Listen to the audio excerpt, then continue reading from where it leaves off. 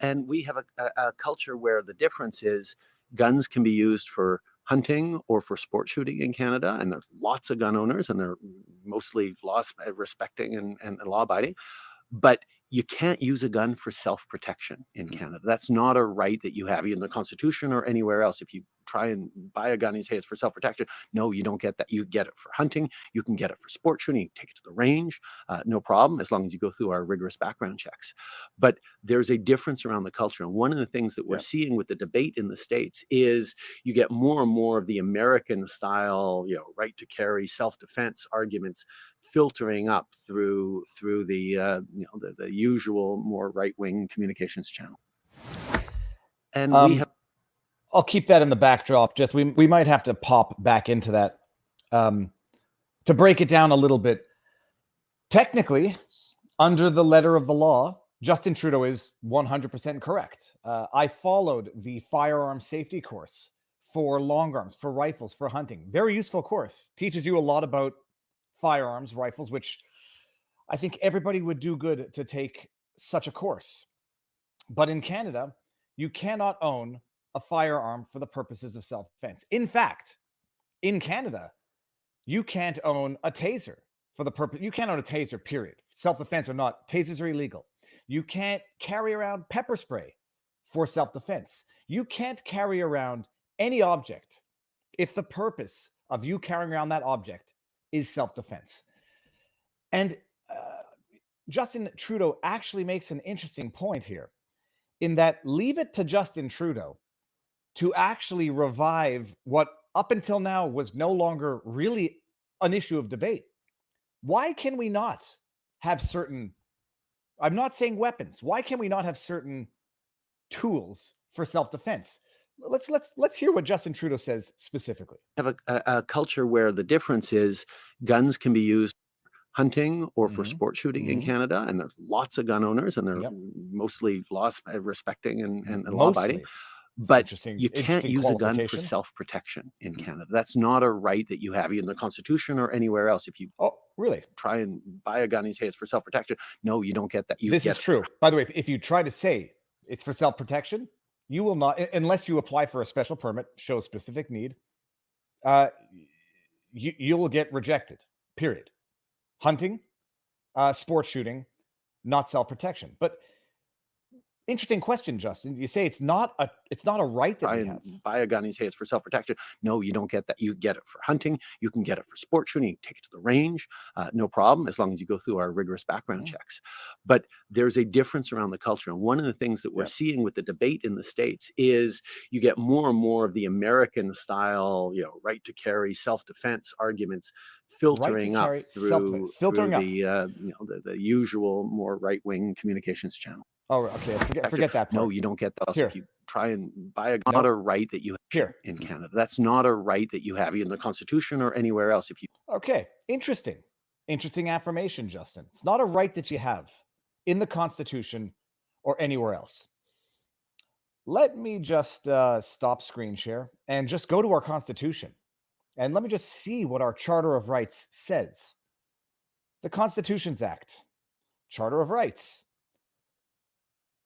Whereas Canada is founded upon principles that recognize the supremacy of God and the rule of law, guarantee of rights and freedoms. Now, we've talked about this at length, but Justin Trudeau says you have no constitutional right to carry, to have a firearm for the purposes of self-defense. It's not a charter right.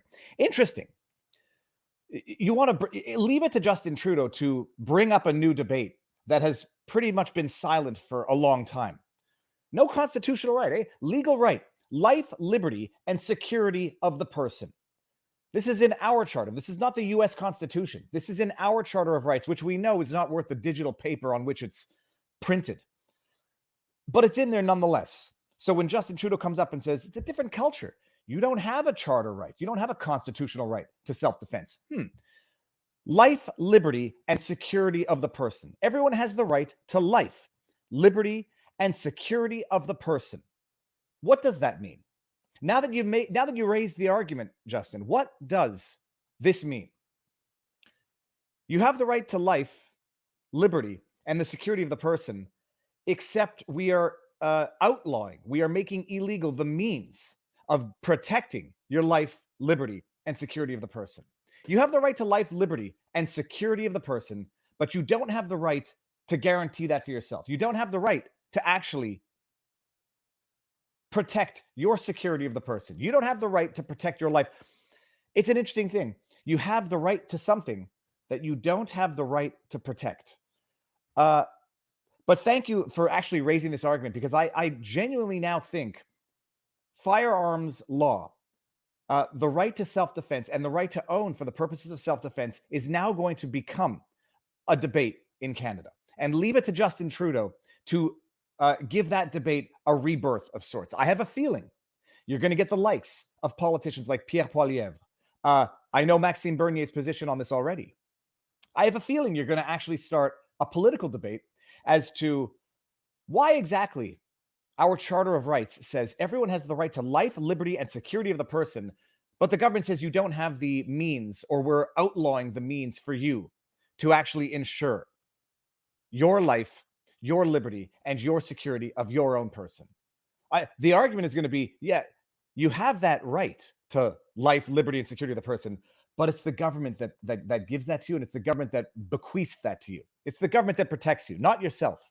So you have that right, and it's in trust with the government, because we are the only ones with the means to actually protect your life, your liberty, and your security of the person. We're also the only ones with the powers to actually take it away and deprive you of it.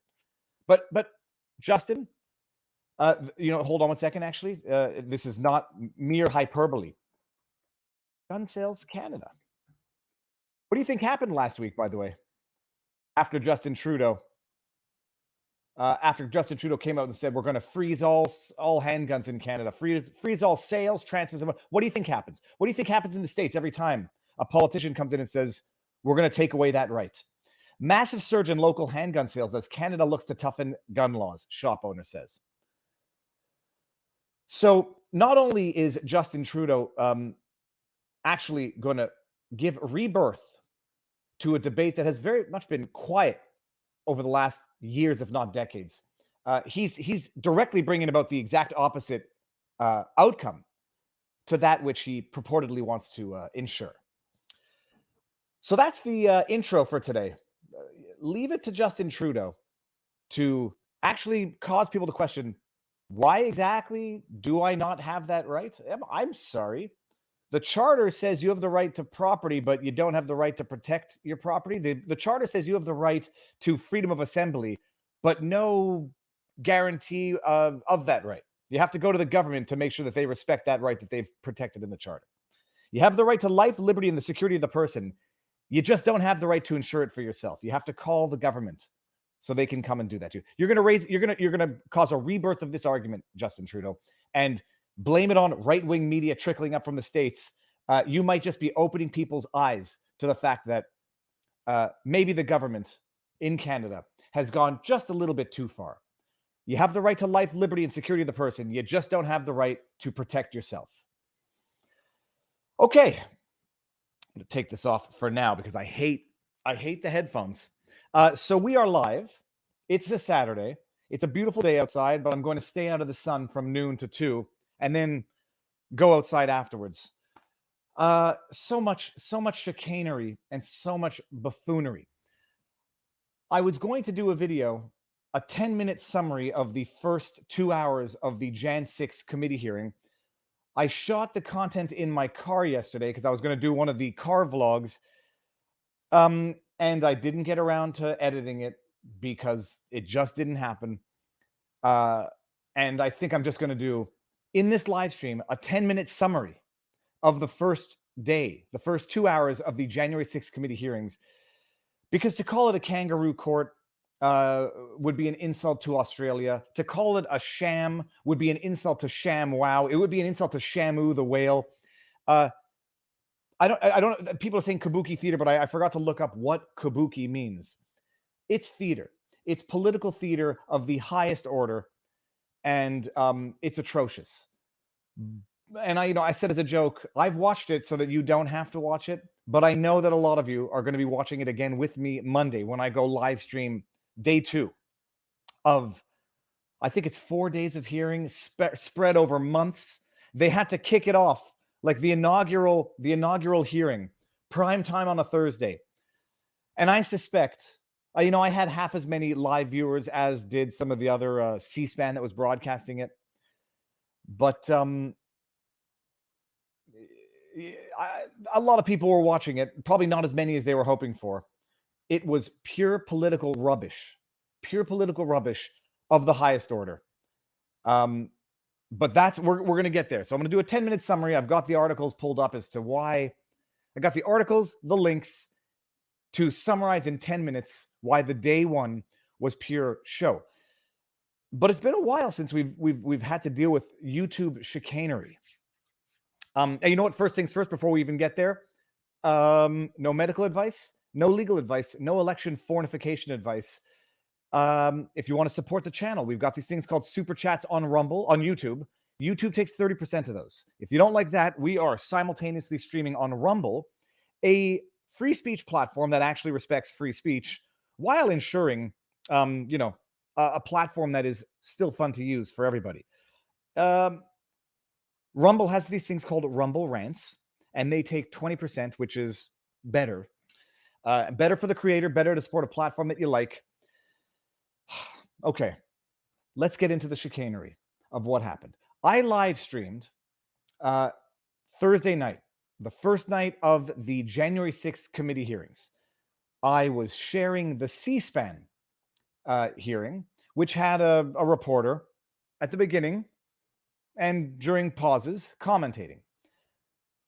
I did the stream as per usual. Within about 5 minutes of streaming, before I even got into it, the stream was demonetized because I suspect there may be people maliciously brigading, reporting because they may not like me. Maybe it's whenever, YouTube hears Justin Trudeau's voice, it automatically demonetizes a video. Although today started off with Justin Trudeau, not yet demonetized. So par for the course, and it happens every single time, pretty much. My stream gets demonetized within a few minutes. I ask for manual review because I know that I respect the rules, and it gets remonetized after manual review. The January 6th hearing was a little more interesting because I don't know if I said it live. I think I did. It got demonetized. I asked for manual review while we were still streaming, and then it got remonetized during the stream, which is actually rare. It doesn't always happen. It got remonetized during the stream, which is great. Booyah, very nice.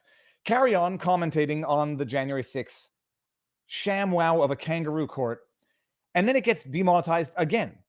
But it gets demonetized again, and it still has. We're reviewing it to see if it's if it's advertiser friendly, because I had already asked for the review before it got switched back to green during the stream, and then switched back to yellow during the stream, and then it got switched back to green again during the stream. And then it got switched back to yellow again. Fine. Then I wait. Then, by the way, the stream gets copyright claimed because I used 45 seconds of some news clip when we were there discussing with Nate Brody after the C-SPAN stream had ended. It got copyright claimed by it wasn't Warner Brothers. I don't want to wrongly accuse anybody. It got copyright claimed. Okay, fine. I don't care. I didn't really care to have that clip in there anyhow. It was somebody saying how Jussie Smollett was low-key noble in his false accusations of a hate crime. Okay. Got copy claimed. I said, forget it. I'm not going to claim fair use, even though I think it's fair use. Just clip the portion out. I don't care. Clip the portion out. And then it gets remonetized. And I get an email from YouTube confirming after manual review. Great news. Hold on. Let me just get it. Let me just get this here. Here. Let me just get this here. It is it's the one on the left that says yesterday. And just make sure we're looking at the same thing. This is after my request for manual review. I get an email from YouTube saying, your video is suitable for all advertisers. Jan 6 committee hearing live stream with Canuck lawyer commentator Viva Frei. If you go down to the message where I highlighted, maybe it's a little too dark. It says, great news. After manually reviewing your video, we've determined that it is suitable for all advertisers. January 6th committee hearing live stream with Canuck lawyer commentator Viva Frei. Sincerely, the YouTube team. Okay. I go to bed happy. I go to bed satisfied. The system works. I am sassy sometimes, but always respectful and always operating within the rules of YouTube. This is just for monetization anyhow. Fine. I go to bed and I wake up this morning and the video has been demonetized and age restricted. Age restricted.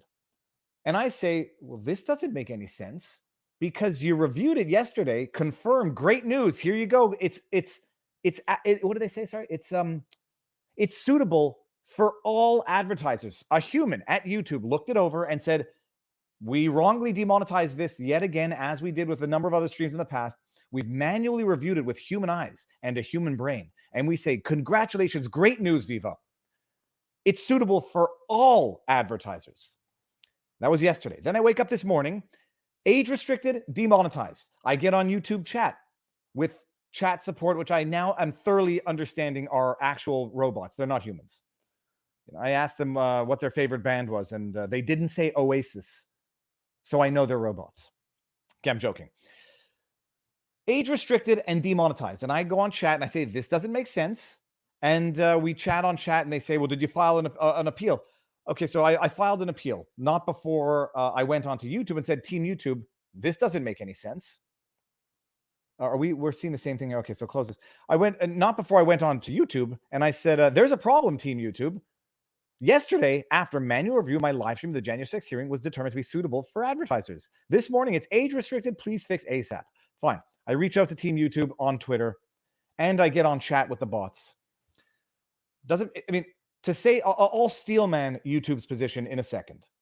To say it makes no sense is an understatement. It makes no sense. It's quite clearly something has been changed within what is getting flagged on videos today compared to yesterday. And it seems that it has to do with January 6th committee hearings. But it still doesn't make sense, and I'll get there in a second. It doesn't make sense. Manually reviewed, congratulations, advertiser friendly, it's suitable for all advertisers. Then this morning, no, it's not. Within 5 minutes of ending that chat, I get an email saying, we've reviewed your appeal, and no, we've, here, it's right here on the right-hand side. Let me see if I can do that. Yeah, right here. We've reviewed your appeal for the following. This was within 5 minutes of ending my chat with a robot on YouTube. January 6th committee hearing live stream with Canuck lawyer commentator Viva Frei. We've reviewed it, and it violates our violent or graphic content policy. This was a live stream commentating of C-SPAN. And I'll tell you why this doesn't make sense either in a second. We know that this is probably disappointing news. Oh, no, yeah, because yesterday you said great news. It's good for all advertisers. But it's our job to make sure that YouTube is a safe place for all. We will continue to age restrict your content as we don't think it's suitable for younger audiences. This means that it will not be visible to users who are logged out or under the age of 18 or have restricted mode enabled. It also won't be eligible for ads. Yeah, but that was yesterday. This is today. So it won't be viewable if you're logged out. Logged out, eh? Not good for ads. Okay. First of all, it doesn't make sense. So anyone try to make sense of that? Godspeed, but I'll help you along in a second. Why it doesn't make sense? Let me just go. No, not there. It's on YouTube. Oh, here.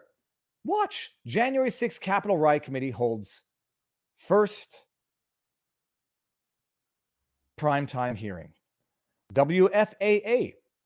When was it streamed? Hold on. Are we looking at the same thing here? Now, I'll tell you why this doesn't make sense. We're looking at the same thing. Let's bring this up. When was this streamed? Oh, this was streamed live June 9, 2022. Whoa, what's this? For just That's an ad. $127 Canadian dollar. Dentists Now, are I don't calling care it the if it's a next low best quality thing ad. to an That's an in-office ad. visit. It's high-tech tartar.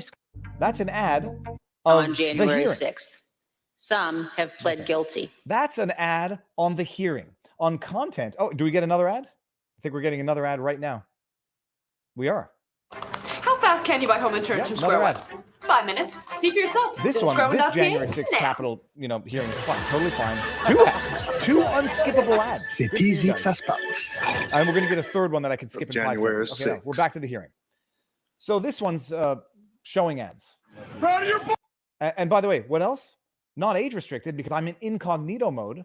And these are all January 6th hearings are all viewable. There's no So quite President Trump was clearly well aware of the the violence same as it content developed. on White House CNBC, staff urged the same content on Wall Street Journal, all accessible while being logged out. But a lowly Canuck whose content has already been manually reviewed and manually approved by YouTube, which does nothing more than commentate over these streams, a day after it's approved, gets disapproved. Okay.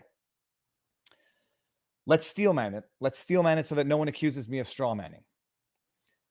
YouTube is going to say, yeah, we reviewed it for advertiser guidelines, but not for community guidelines. So what we previously reviewed with our own eyes and said it was good for all advertisers, that was with the myopic blinders of advertising, not with respect to community guidelines. Now we've re-reviewed what was otherwise reviewed and deemed okay for all advertisers. Now we've reviewed it from another perspective. And we said from this new perspective, we now get to overrun our prior decision, which we gave after reviewing it with our own eyes. That's as steelman as you're going to get of it. They're going to say we reviewed it with other considerations in mind, not just advertiser revenue, not just advertising for advertisers, but for terms of service, community guidelines. And when we re-reviewed it with that in mind, with that perspective, now it's no longer good, even though it was good the day before. Except even with that in mind, because we saw in the tweet, what does it mean? It's going to be age restricted and you're not going to be able to view it when you're logged out. Well, all the other MSM streams of this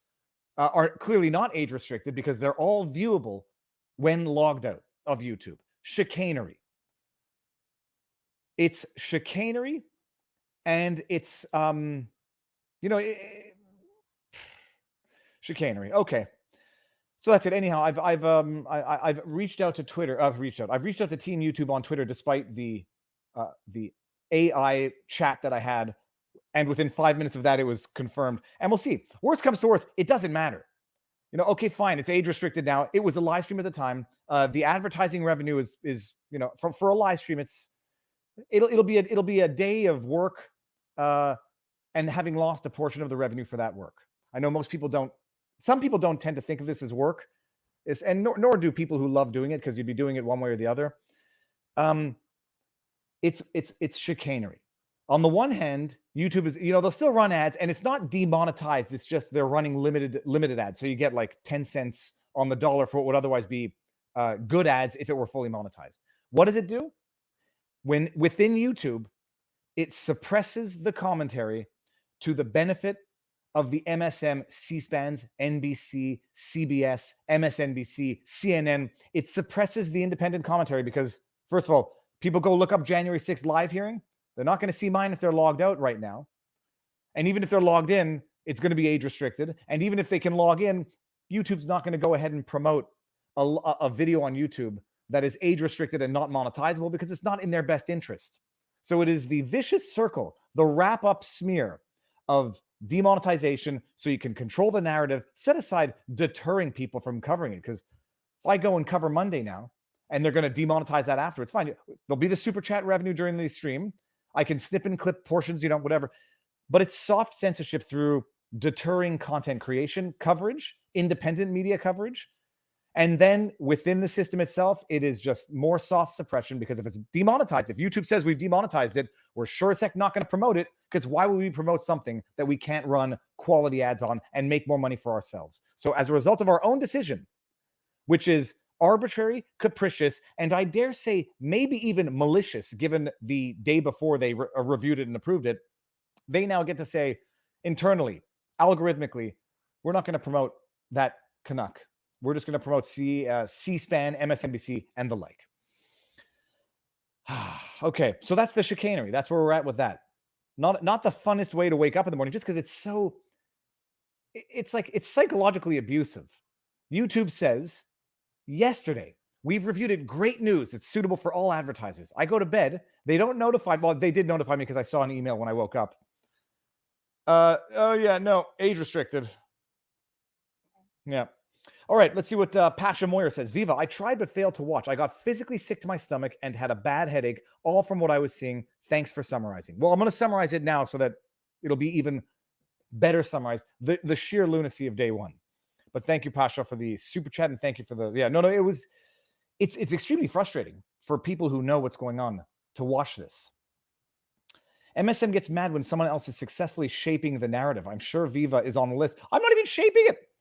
You know, when they go ahead and cite as evidence a signal message or a social media response from someone who is a known and allegedly prolific government informant, FBI informant, and they cite that as the affirmation that, because it was in response. I'll get there. For people who know better, it's over the top.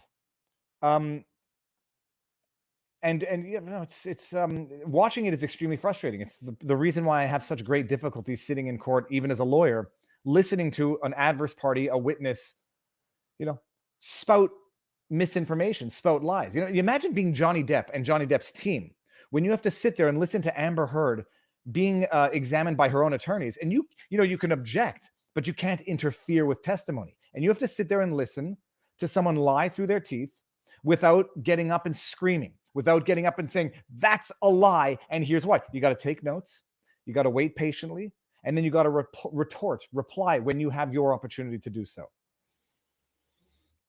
It's a similar thing to this. I mean, I'm sitting there watching this, and you hear Benny Thompson saying these things which are, outlandish. You hear Benny Thompson recognizing himself. I'm going to get there. Recognizing himself for questioning, and then proceeds to give a 60-second testimonial with no question whatsoever, and then ask a question totally unrelated to the 60 seconds of testimony that he just gave, that he empowered himself to give. So it is extremely frustrating to watch.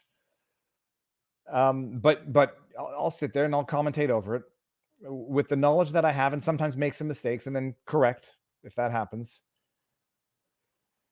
Oh, who was the coach that was just sanctioned? Coach punished. There was a coach who was just punished for Jan 6 comment and fined $100,000. Oh yeah, Commanders fine DC Jack Del Rio. Okay, so I don't know what this is. I didn't know what the NFL was, but listen to this. Talk about soft censorship and suppression of freedom of speech.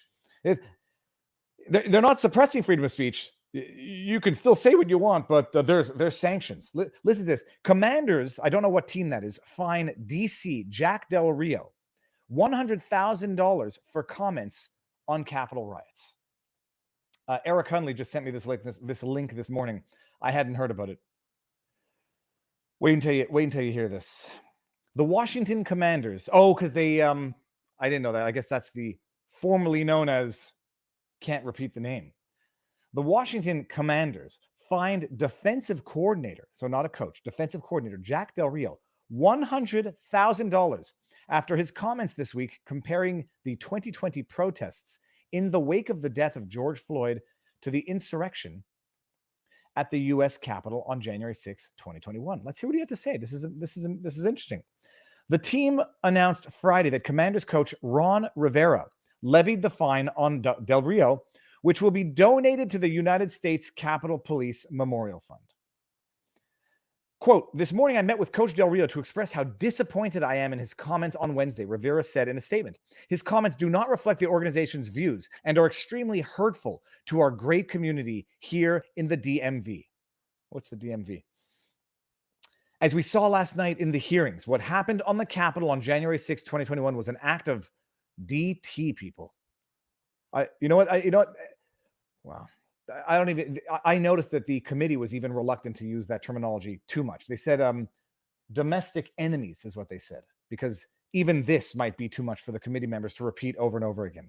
A group of citizens attempted to overturn the results of a free and fair election, and as a result, lives were lost and the Capitol building was damaged. Coach Del Rio apologized for his comments on Wednesday, and he understands the distinction between the events of that dark day and peaceful protests, which are a hallmark of our democracy. Is this individual suggesting that when he compared it to the 2020 Kenosha riots, the Summer of Love, Chaz, Chop, whatever, is he suggesting that those were peaceful protests or slightly fiery, but mostly peaceful protests?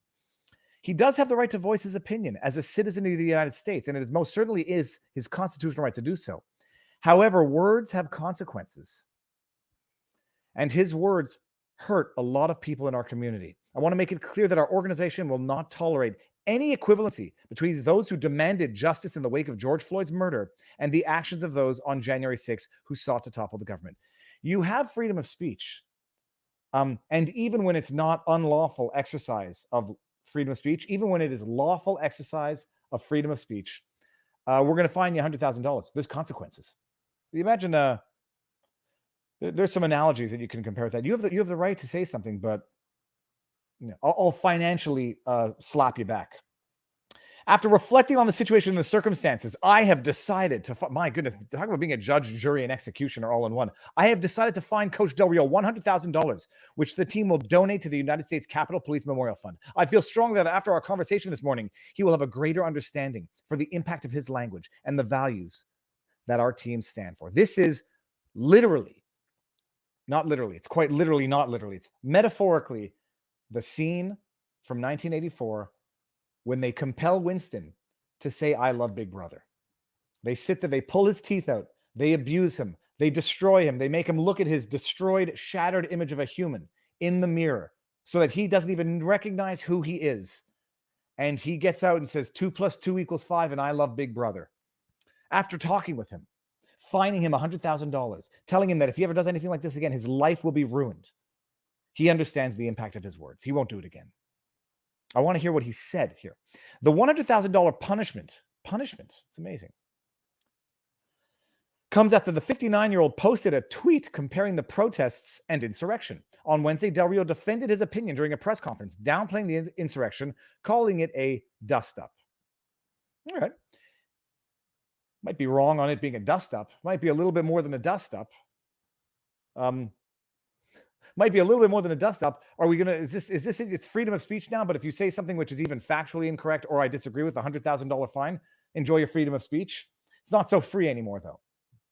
People's livelihoods are being destroyed. Businesses are being burnt down. No problem, Del Rio said at the time. And then we have a dust-up at the Capitol, nothing burned down, and we're going to make a major deal. We're going to make that a major deal. I just think it's kind of two standards. After his dust-up comments went viral, Del Rio later released an apology saying his terminology was irresponsible and negligent.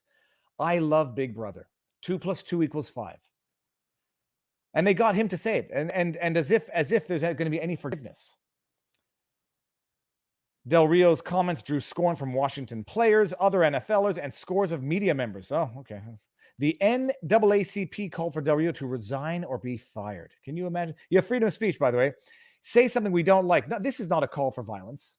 This was not a racial slur. This was not any ethnic denigration. This was not, heck, this wasn't even election fornication commentary. A dust-up saying one summer of violence was worse than this, and they didn't make a big deal of that, but they're making a mountain out of this molehill. That hurts people. That is $100,000 fine worthy. Okay, and I think we don't care about this. Several Commanders players were asked how they felt about Del Rio's comments. Defensive captain Jonathan Allen. Oh yeah, ask them how they feel. You just saw the public execution of the guy who said it. Ask other people how they feel about it. See what they say. Oh, I totally stand by it. Yeah, that's what's going to happen. I don't care about his opinion. As long as he shows up every day and he works hard, that's what I want from my defensive coordinator. Oh, good answer. Yep. No, ask other people what they think of his opinion after they just saw the public execution, proverbial public execution of him, and see if they agree with it or if they're going to be prone to vocally express their approval of the message, even if they did approve of it. Viva, you definitely are not from the Northeast. That's the DMV. The DMV, the Northeast. What's the DMV? The district. The Department of Motor Vehicles. Is it the Department of Motor Vehicles? Or is it the Democratic Movement of Virginia? Yeah, I don't know what it is. Oh, did you do 2 super chats? Karine, I hope this was not an accident, because occasionally what happens is it doesn't look like the super chat went through, and then you hit it again and it goes through a second time. Karine, if you only intended this to go through once, thank you. This one is not quite as big as the one that I had to actually manually return to someone. Someone accidentally gave $400 super chat instead of a $40 super chat. And I made the joke and it turned out to have been a typo, and that's a big typo. And I actually reimbursed the individual myself because YouTube doesn't let you reimburse super chats in full. Even though YouTube takes 30%, I don't care. That was a costly typo. $5. If it was a typo, thank you very much. That's not, we can live with, that'll be, not a big deal. But thank you very much for the super chat. Yeah, it's oh yeah, okay, so it's Department of Motor Vehicle. I could have gotten it eventually. I'm pretty good with acronyms. So that's someone calls it a dust up. Someone says let's say it wasn't a dust up. Was it as big of a deal as they're making it out to be, to go on a 500-day investigation, persecution of, there are still over 40 people in pretrial detention as a result of the events of that day. If there's anybody who thinks it was that big of a deal that you could suspend civil rights, effectively desecrate or just ignore the Constitution, excessive bail, the right to life, liberty, and happiness. There are from what Julie Kelly mentioned in her Twitter space discussion, there are over 40 people still in pretrial detention for the events of January 6th. Whereas, as we saw the other day, the Molotov cocktail throwing lawyers, they got out on $750,000 bail, which I think people raised for them. They got out of jail. One of them threw a Molotov cocktail at a police officer's car, and the other one drove getaway. They got out of jail. QAnon shaman, Jake and Jelly, the dude with the spear and the mask, whatever, the face paint and the Wolverine thing, 41 months in jail for what he did. And he's in there. Your free speech will only cost you $100,000. What a deal. And a lesson for the future. Make sure you exercise your free speech in accordance with the guidelines that I believe you have to abide by. So anyways, that's the story. I mean, I forgot that Washington, formerly known as the name that cannot be spoken anymore. I wonder if they're going to go ahead and delete all previous videos and images and superimpose the commanders. If they're going to superimpose the commanders logo on the logo that once was on uniforms prior to the name change. That's true. Also, they had, I don't know if both did or just the one who threw it, but they were handing out not the good type of cocktails, not the ones that people enjoy having at, as we say in French, 5 à 7, 5 to 7s. Not those cocktails. Pat King in Canada, still in jail. Over 3 months. Mischief. But let's just compare the events, compare the response, and compare the treatment of the accused. And anybody who thinks, whether or not they're analogous, let's just say you even think January 6th was worse than the Summer of Love, Chaz, Chop, Kenosha, whatever. Let's just say you think it's worse. If you think anything that happened that day could justify pretrial detention 500 days later of over 40 individuals, solitary confinement for some, 5-year sentences for others, if you think the Brandon Strzok treatment is in the slightest justifiable, even if January 6th was what you think it is, I would respectfully submit that you have a very, very bad understanding of justice, the law, and the Constitution. Daily Donkey Salty Dabs. I'm not reading it because I don't want to be accused of supporting your avatar. We see how words get taken out of context. Daily Donkey Salty Dabs, the National Capital Region portion of the Washington metropolitan area, is also colloquially known by the abbreviation DMV, which stands for the District of Columbia, Maryland, and Virginia. Okay, so maybe it was that DMV, not the Department of Motor Vehicles. Come on, people. Thank you. No fires. There might have been some fires. There was pepper spray. There was tear gas. There were people who were clearly doing bad. Yeah, but peaceful protest. It was slightly fiery, but mostly peaceful. And January 6th was an insurrection. And if you believe those two comparables are comparable, you're entitled to your opinion. I will defend your right to have it. but I will defer to my better judgment and not to your grotesque distortion of reality. That's what I would say to that. Okay, I'm going to try to do it. 40 minutes in, stop shaking the camera. 10-minute summary of day one of the January 6th committee hearing. Where do we start? We start with the committee itself. The committee itself is being billed as a bipartisan committee.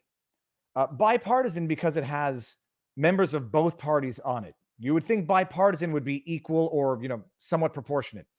This is being billed as a bipartisan committee when there are, in fact, only 7 members of this committee, which might affect the actual legitimacy of this committee, which we're going to get to in a second.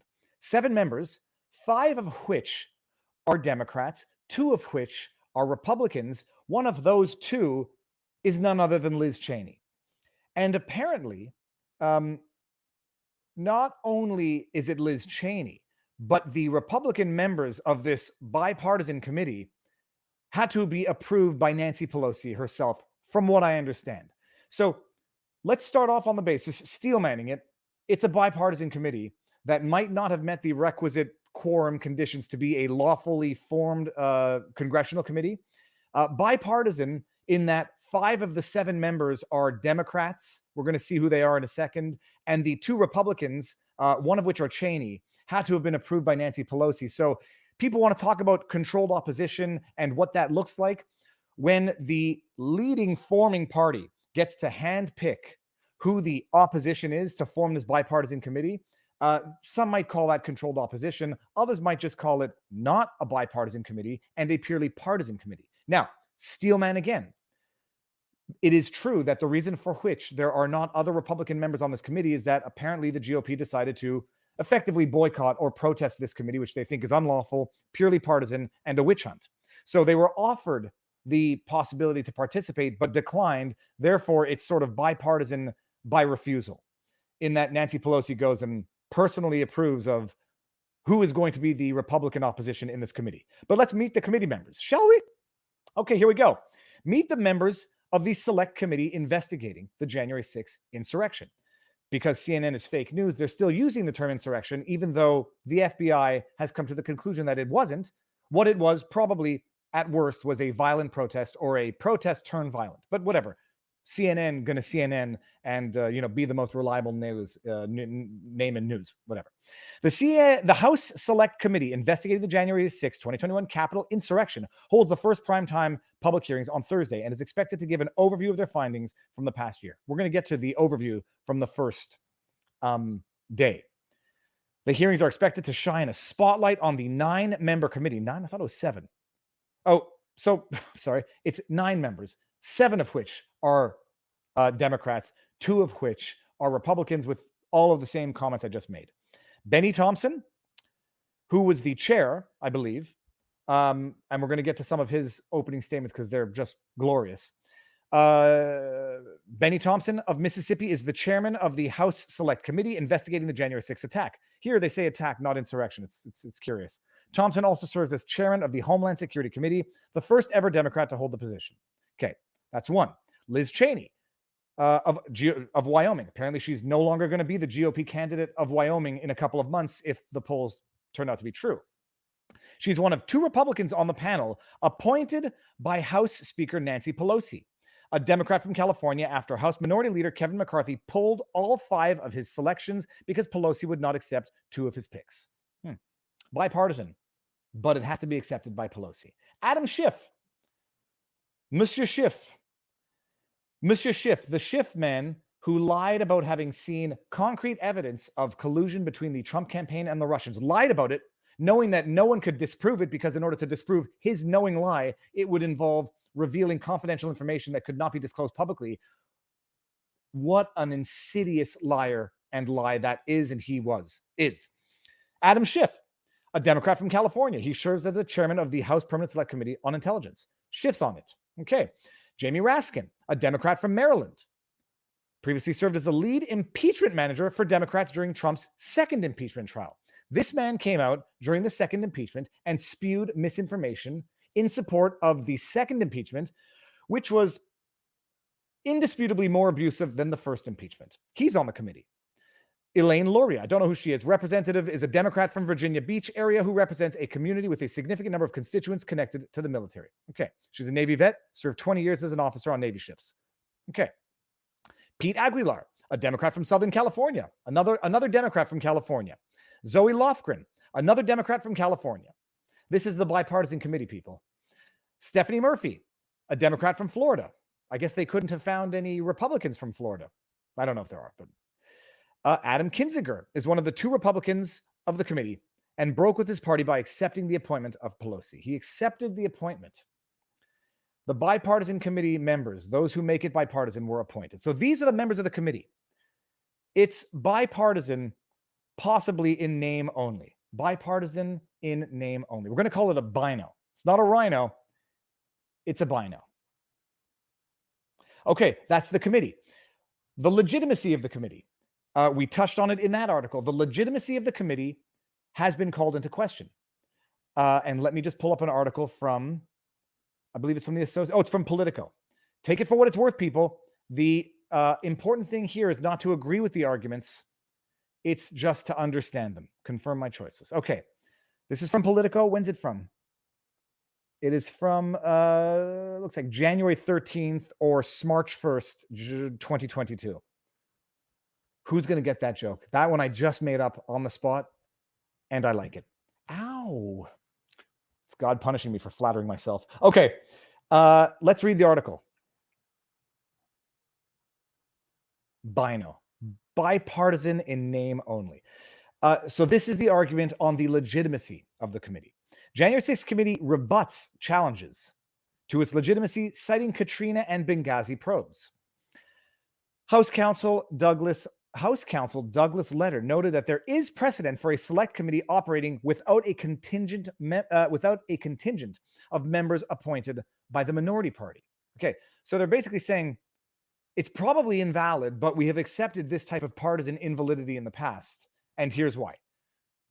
Because it was wrong in the past does not mean it's not wrong in the present, and I was not politically conscious back in the day when this occurred to know how I would have reacted at the time if I were to say this is a bipartisan committee operating without the requisite actual bipartisan contingency. But this is the argument. A 2005 select committee that Speaker Nancy Pelosi once derided as a partisan sham is now the House's chief defense against claims that its own Democratic-controlled select committee investigating the January 6th attack on the Capitol is valid, even though Republican leaders haven't appointed any members. In a late-night court filing defending the January 6th panel's structure, House Counsel Douglas Letter noted that the 2005 committee, which consisted entirely of 11 Republicans appointed by then-Speaker Dennis Hastert, proved that there is precedent for a select committee operating without a contingent of members appointed by the minority party.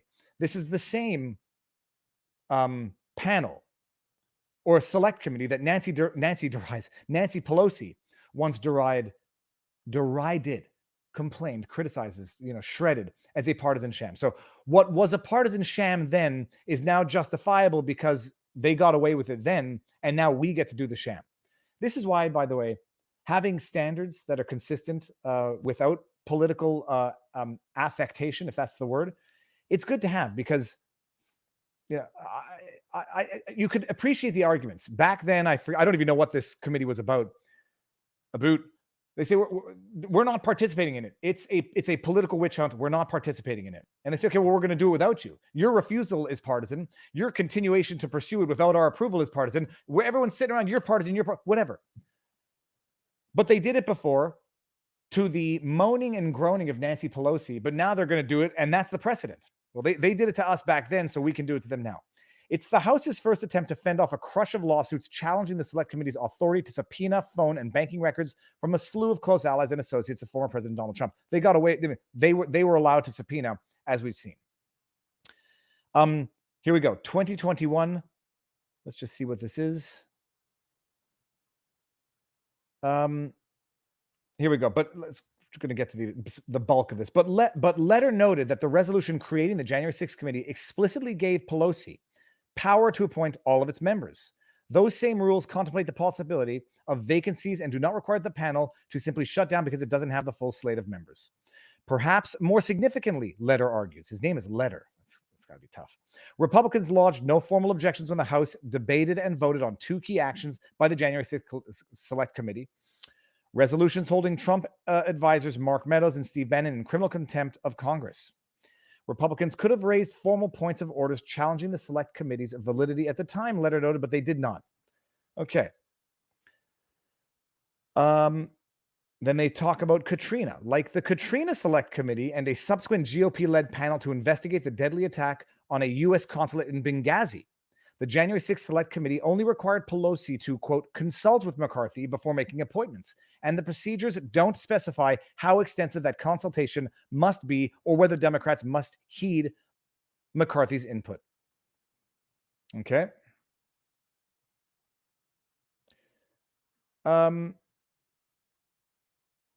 I guess we can get to this. More fundamentally, letter argues that suing the committee to force it to return documents is prohibited by the Constitution. Whatever. So bottom line, there's an argument as to whether or not the committee is valid. Apparently, it's been done in the past. So if it were invalid in the past, it's just as invalid now and therefore valid. Or if it was valid in the past, but they were just, pissing and moaning for political purposes. Well, now it's the Republicans' time to piss and moan at the invalidity of the committee. But too bad, moving on. Okay, so there's that. The hearing itself, I'm going to go to my Twitter feed because the hearing, they call it a bipartisan hearing.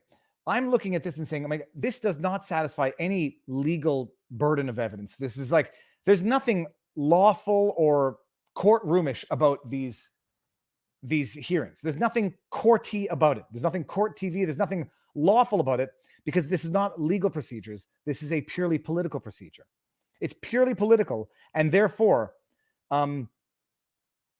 rules of evidence don't apply. There's going to be whatever rules and regulations that they've adopted for themselves. That's what's going to apply. There's no hearsay. There's no cross-examinations. There's no adversarial party to all of this because the adversaries in this bipartisan committee are Liz Cheney and the other guy who seem very much on board with all of this. So there's no actual opposition in any of this, whether it's because the Republicans wrongly chose not to participate or whether they were right not to participate and therefore this is an entire sham, whatever. But the absolute classic part. Hold on, I'm not in incognito right here. Just going to go ahead and close that and make sure I don't screw up. I want to go incognito because I don't want to accidentally pull up any of my my own messages. Twitter. So the amazing part, they've made the rules for themselves. And quite literally, Benny Thompson, at one point in time says, I recognize myself for questioning. And then proceeds to with the section. He recognizes himself for questioning and then proceeds not to ask a question, but to give 1 minute of testimony of stuff that nobody had testified to yet. Listen to this. Pursuant to Section 5C8 of House Resolution 503, I recognize myself for questioning. He recognizes himself for questioning. As you saw just a few minutes ago, the Proud Boys instigated the first breach of the Capitol just before 1:00 p.m., where rioters pushed over barricades near the Peace Circle at the foot of the Capitol. Our 2 witnesses tonight were both there at the time of that first breach. This is supposed to be a question. He has recognized himself for questioning. This is his question. He's testifying for the witnesses. Officer Edwards was standing with other officers behind a line of bike racks that marked the perimeter of the Capitol grounds. She bravely tried to prevent an angry crowd from advancing on the Capitol.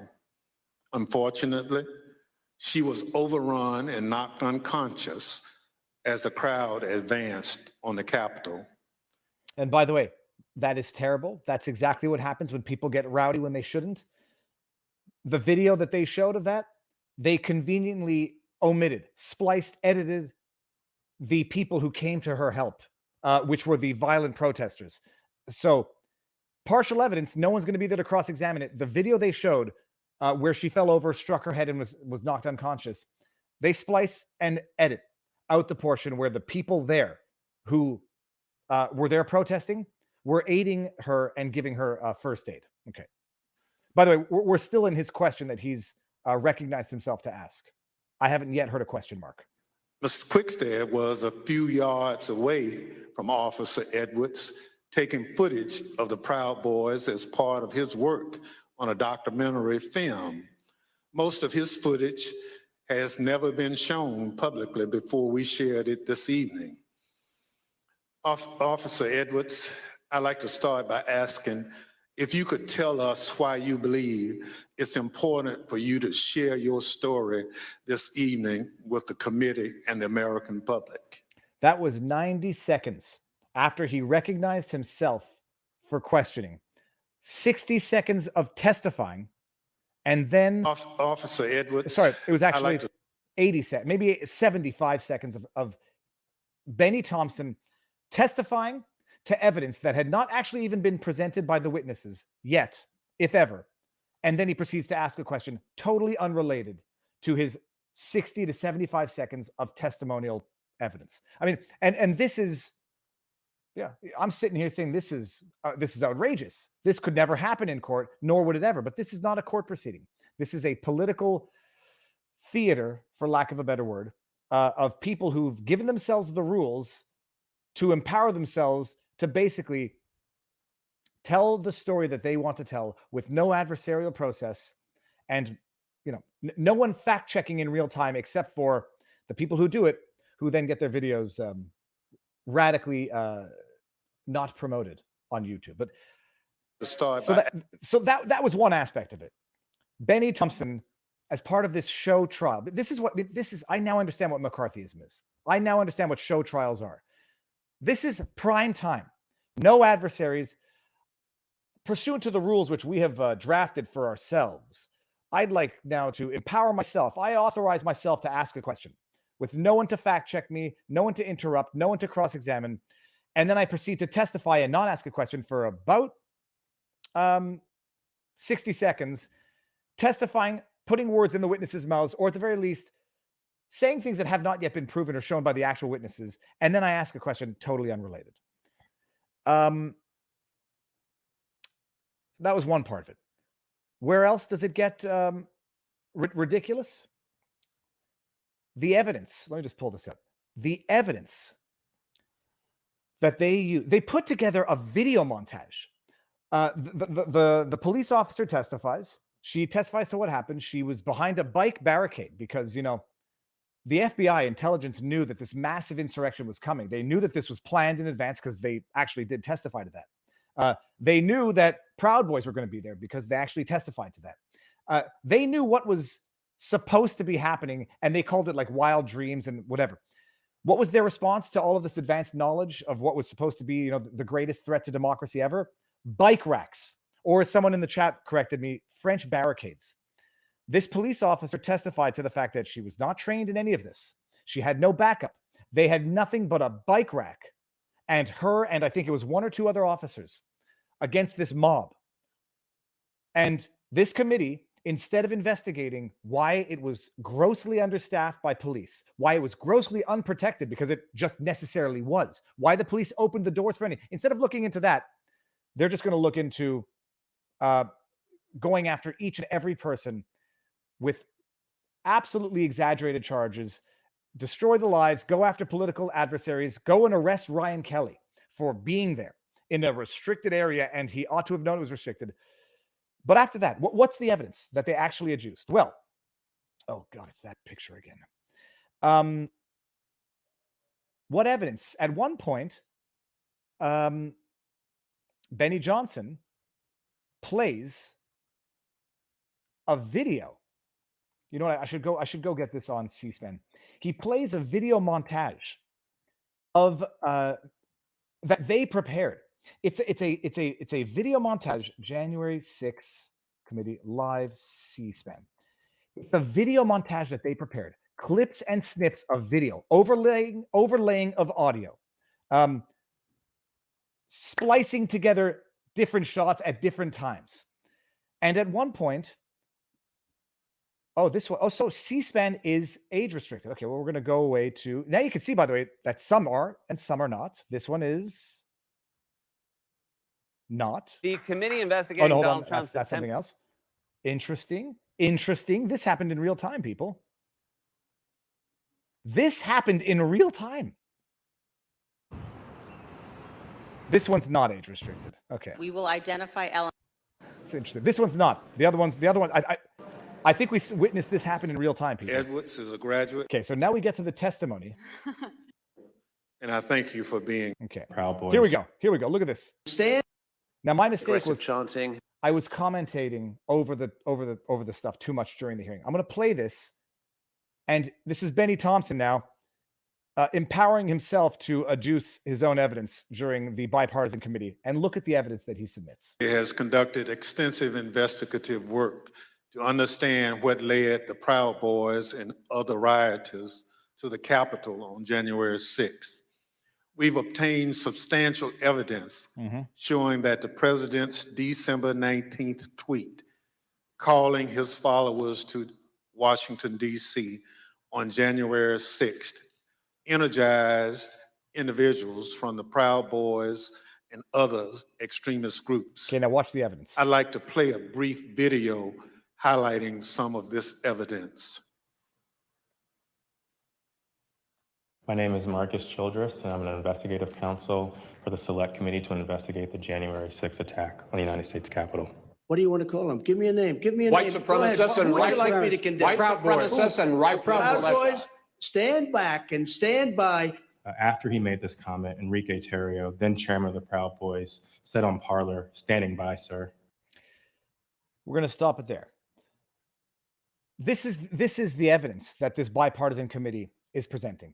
A highly edited narrative. This is a movie. This is a highly produced movie. Now, it might be a documentary movie, but it's nonetheless highly edited. It overlays video and audio, unrelated video to audio that's being played, or unrelated audio that's being overlaid with video, splicing together screenshots, etc., etc.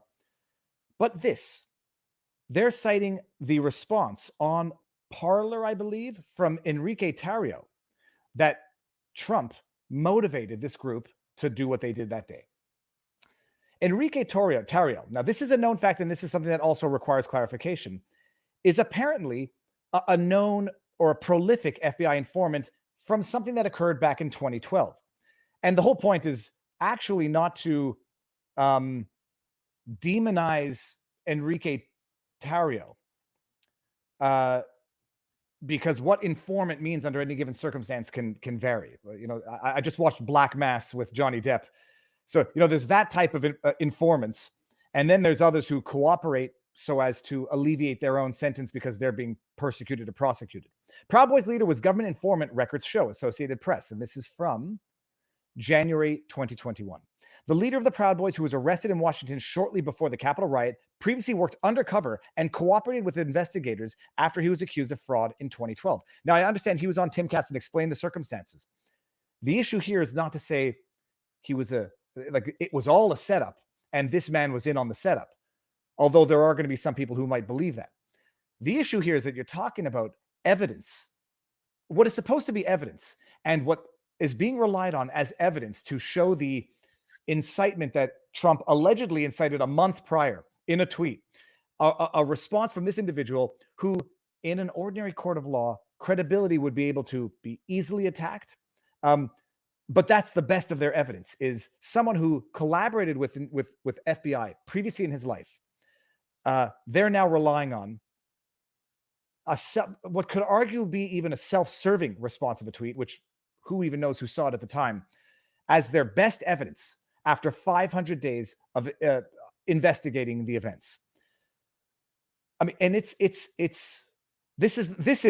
the best that they had to offer. This was the grand opening, the grand overture of the culmination of 500 days of investigation.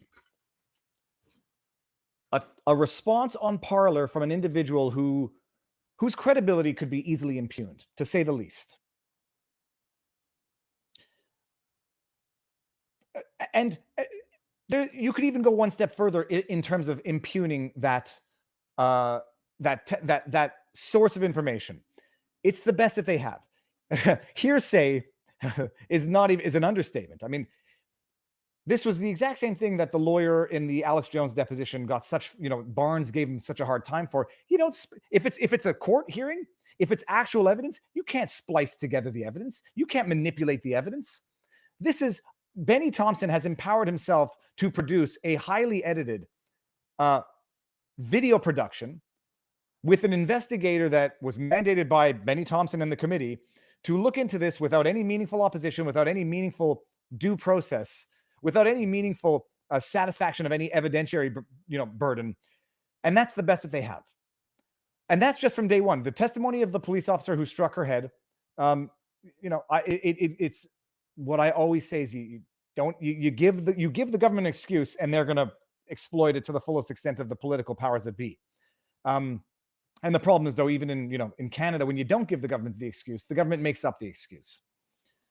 They had 2 witnesses testify at this primetime hearing. I guess 3 witnesses if we include Benny Thompson.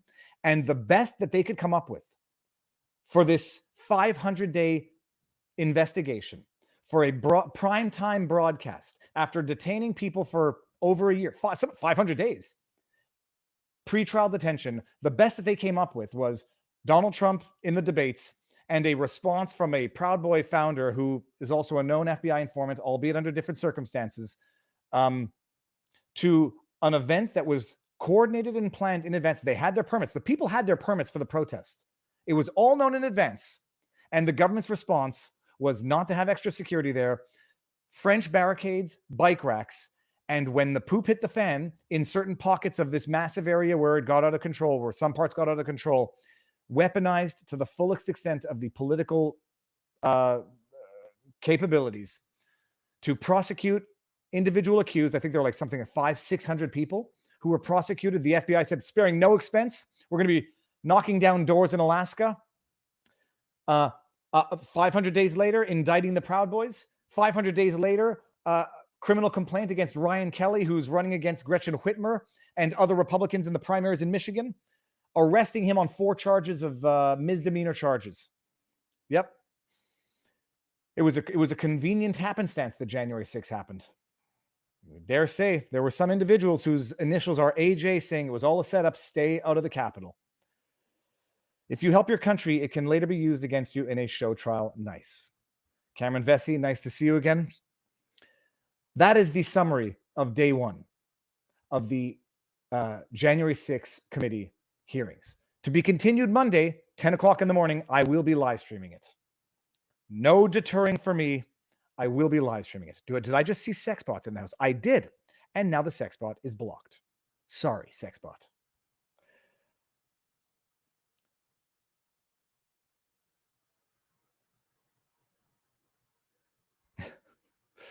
Yeah. All right. So that was day 1 summary. A little bit more than 10 minutes. And now we're going to go to other news items. What are the other? Oh, what's this one here? Viva, you're a tough guy to get a hold of. I wrote the #1 book on how the Prime Minister stole freedom. Sorry to no avail. Hit me up on Twitter. You know what? I'm doing it right now. Jeez, Max. I remember you. You can get a hold of me, and then I just forget everything that goes on. Max Power. That's my name. Max Power. What is your avatar, people?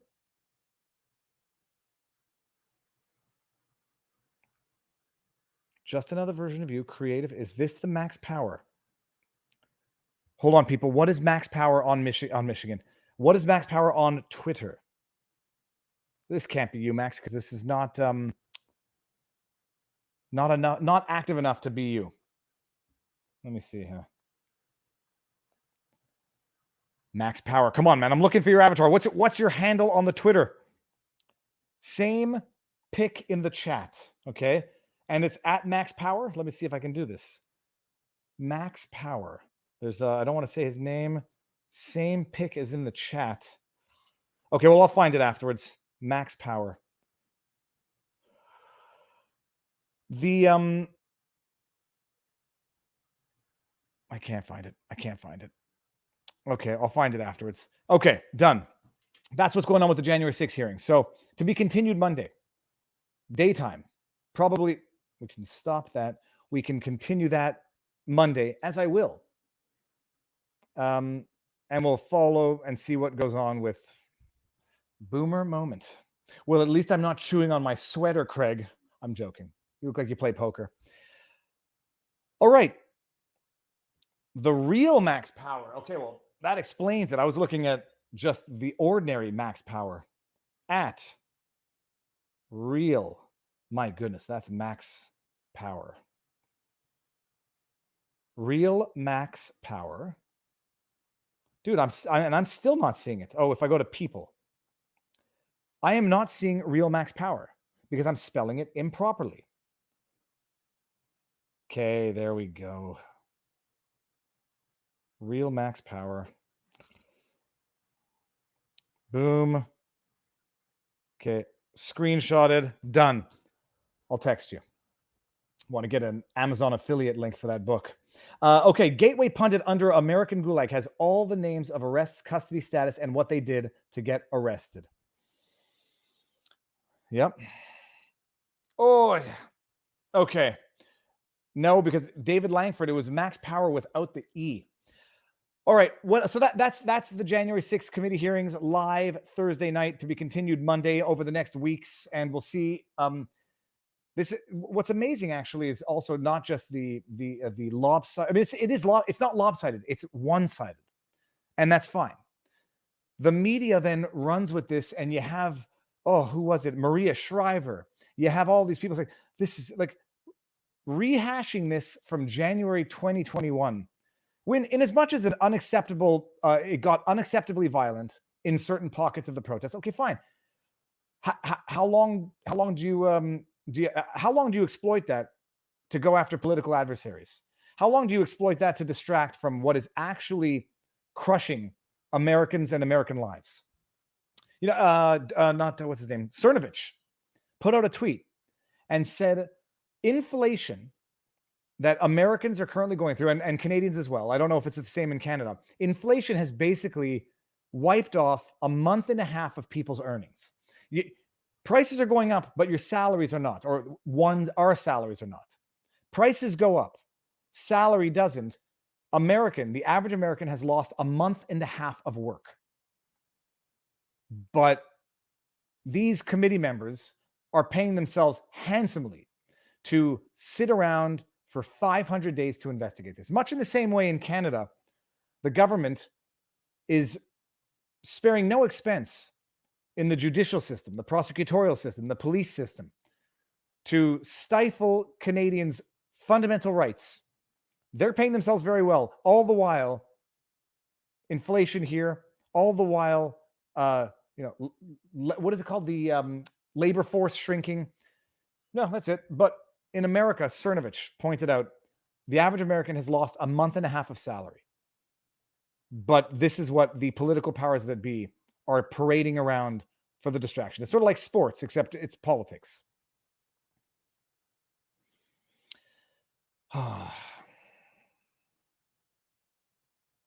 Theophrastus says, I have zero sympathy for rioters, whether 1-6, BLM, or Antifa, but they must receive equal treatment under the law. I'll go one step further. Not equal unfair treatment. They just need to receive fair treatment under the law. Equal fair treatment. I wouldn't want to see BLM rioters treated this way. Yeah. Swift trial, fair punishment, period. Nothing more, nothing less. Oh, okay. So what else? Let me see. Share screen, because there was another issue. I got all of those. There will be no comment on this. We've heard the news of Justin Bieber. There's going to be no comment on this. No medical advice, no legal advice, no election fortification advice. Justin Bieber has recently been diagnosed with Ramsay Hunt syndrome. His wife 3 months ago was released from hospital after a blood clot found in the brain. And, you can't even ask questions anymore. You can't even when the news on Bieber broke, and let's close this down. When the news on Bieber broke, and it's an amazing thing. Are we even allowed asking certain questions? Can we even ask the question? And then someone responded to this. How do I say this? Someone said, now every health issue is going to be attributed to something. I was like, we're not even there yet. Can we ask the questions? When you're never going to die, you're never going to find what caused something if you don't ask the questions. And it might be not the wrong question. The answer might be, no. But there is going to be a collective trauma now when we start seeing what I think are more of these types of stories. It's possible, as with other stuff, that it's just being reported more, and these things have always been around. Okay, that's a question of discretion and judgment, and I may or may not prefer mine to others. But can you even ask the question? And it seems that you can't. You can't ask the question, even if the answer would be in the negative. And it's just one thing after another. And if you even ask the question, you'll be branded as a whatever.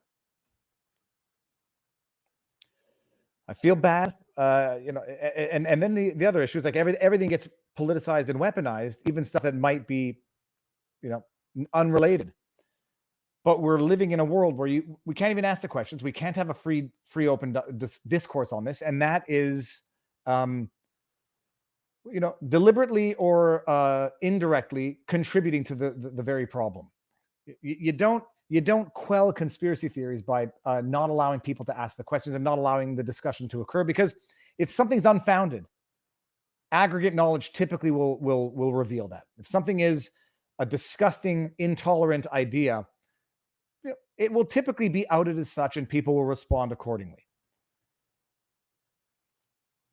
But one story after the other, young people.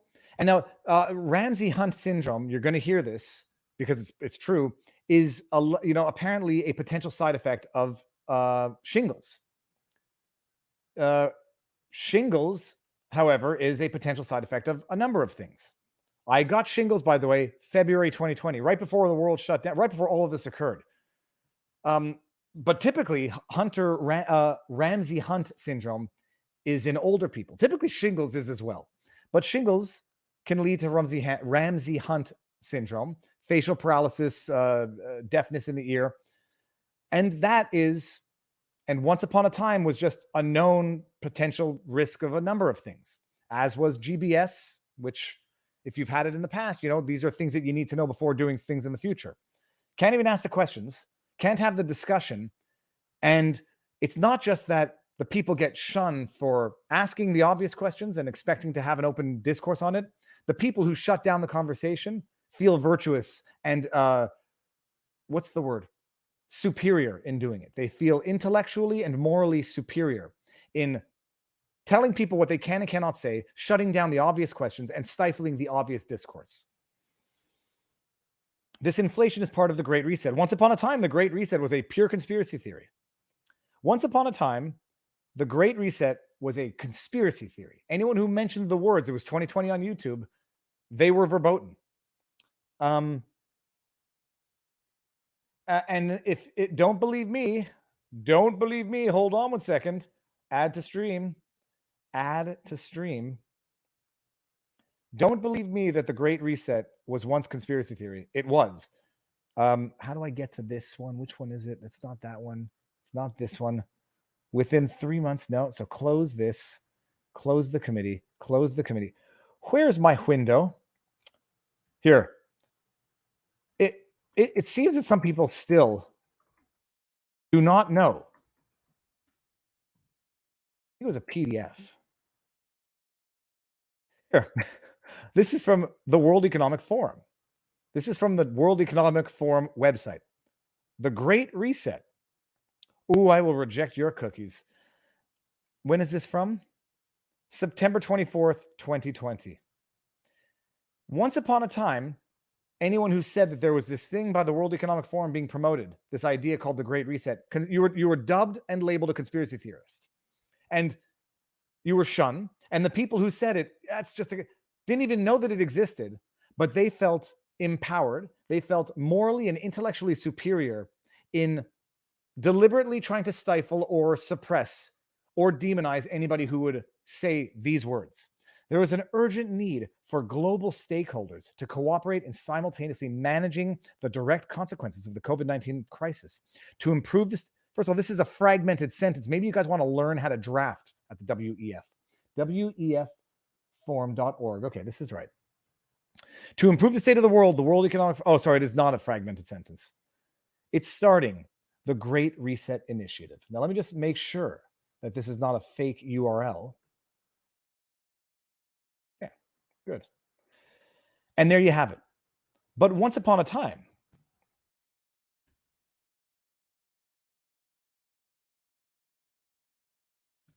let's just see, back in the day, let me see these. No, we want to, maybe we'll go with, if there were one entity, here we go. CBC. The Great Reset, Politics and Conspiracy. 2 years ago. Last week, after a video of one of his speeches went viral, Prime Minister Justin Trudeau had to address the growing controversy over, quote, the Great Reset. The term means different things to different people. To the World Economic Forum, it's a vague goal to make the world more equal and address climate change in the wake of the pandemic. And before that, this is the old deny, and when it becomes undeniable, admit but minimize, and then when you can't minimize it anymore, spin it and say it's for the better of the world. This is exactly what the CBC actually did with the convoy itself. There is no convoy.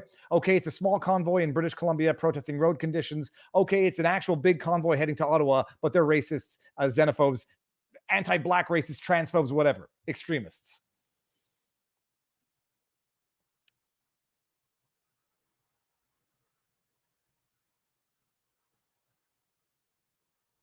Look how young Pierre Poilievre was back then. Oh, yo. It was conspiracy at the time, and anyone who dared talk about it on YouTube, found out. There's Chet Chisholm. There's no question. There's a number of things. There's a number of things that reactivate shingles. There's also a number of things that can trigger GBS. Any infection or any foreign invasion into the body can trigger Guillain-Barré syndrome.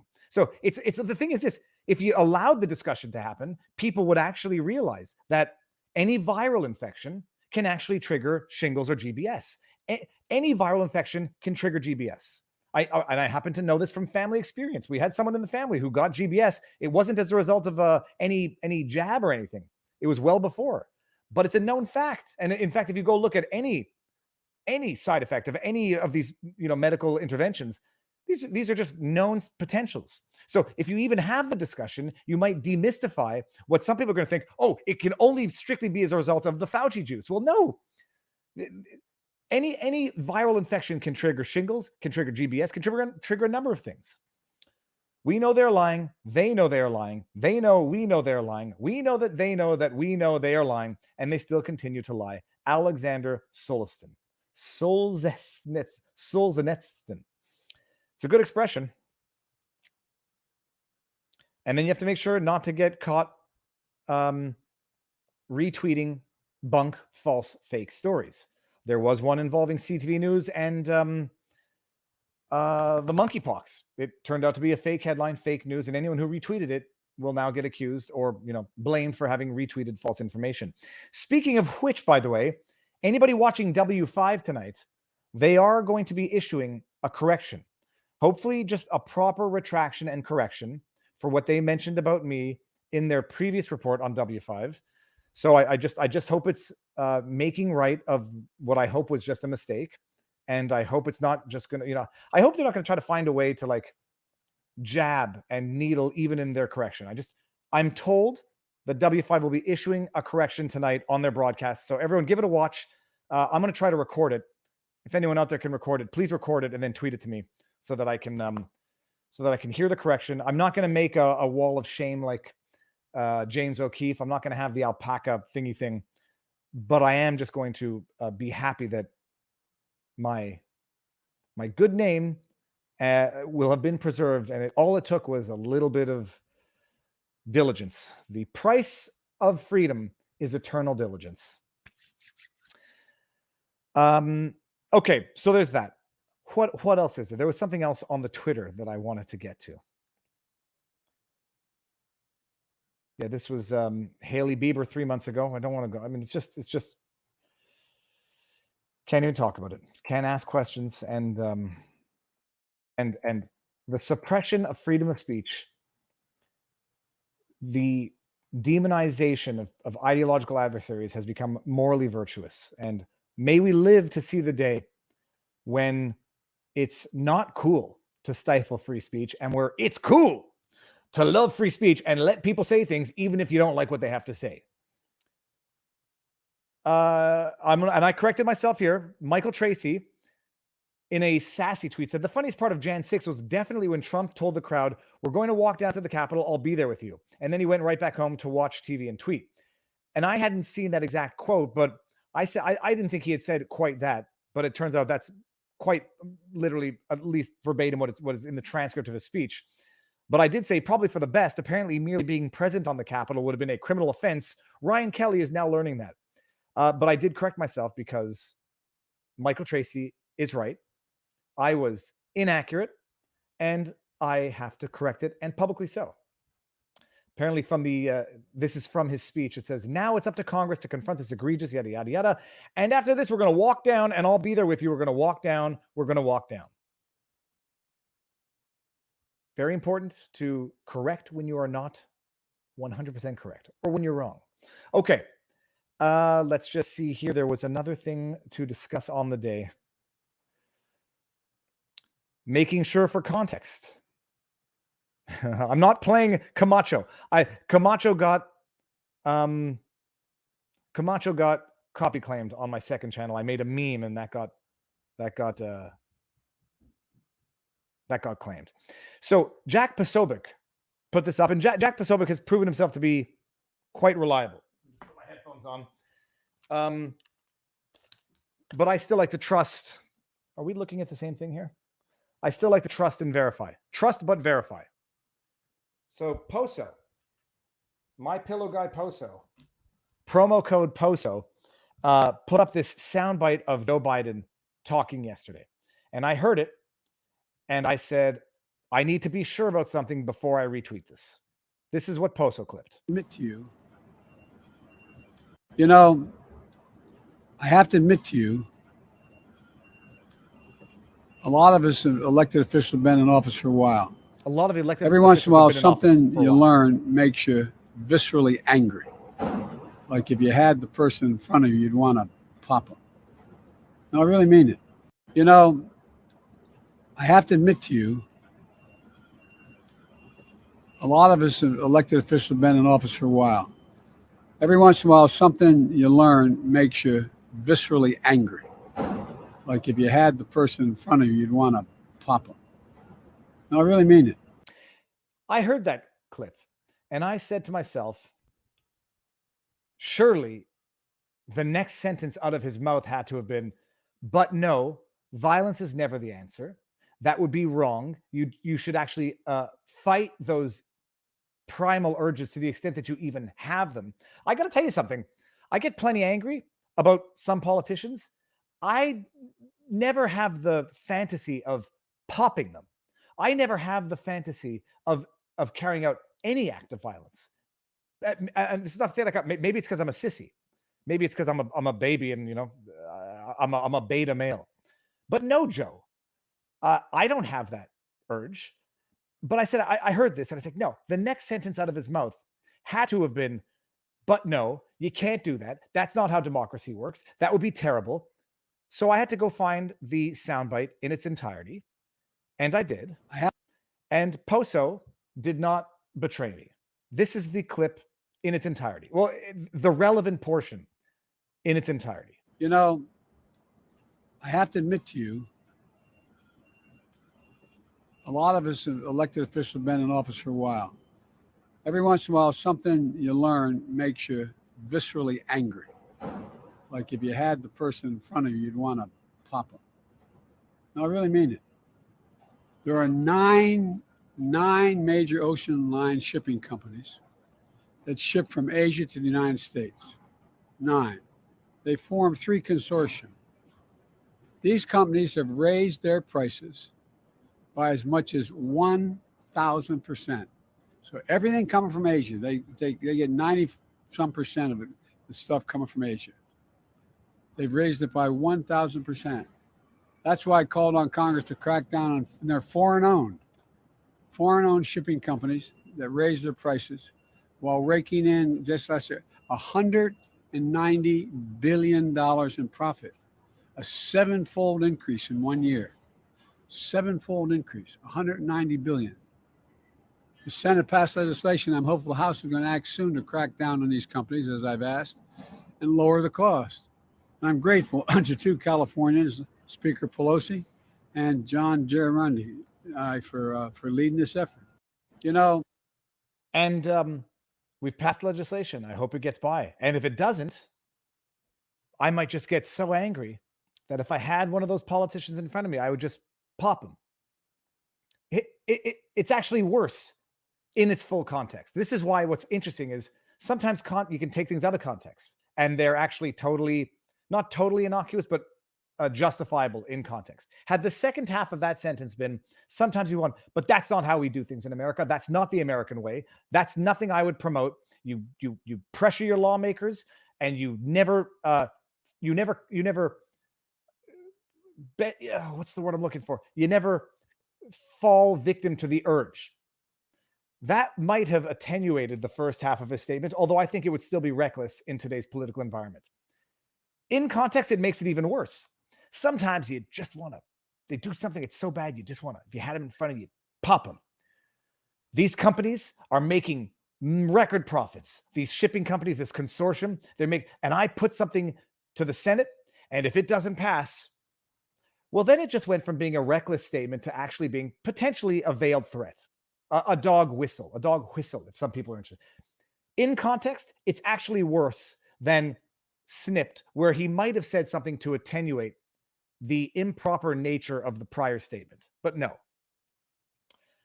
And it's shocking. Yeah. When Donald Trump in his speech says, we're going to go down and peacefully protest, we're going to fight like hell, but peacefully, patriotically, go home with love. That's impeachable incitement. When Maxine Waters says, get in their face and harass them. When AOC says, we're going to fight, I'm paraphrasing, I'm not sure. When Joe Biden says, sometimes these politicians, they get you so angry. If you had them in front of you, you want to pop them. It's not hypocrisy.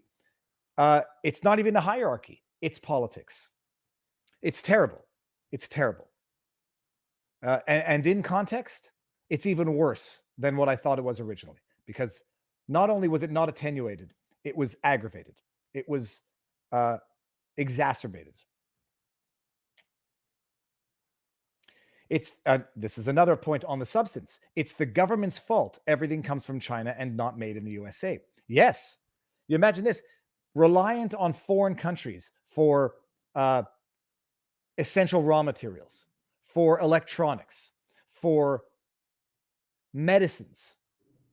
And then the very same government that allowed this dependency on foreign nations to occur in the first place cuts down national energy development, national oil development, national oil energy independence, so that the price of it goes up as well. So you're dependent on foreign countries for things that should be made at home, because I say dependence on foreign countries for things like medicine, for essential stuff, it's a national security risk. Dependent on foreign countries for stuff that are necessities, exacerbate gas prices so that what has to come in from these foreign countries goes up in price. Obviously, the interesting thing is in those stats that Joe Biden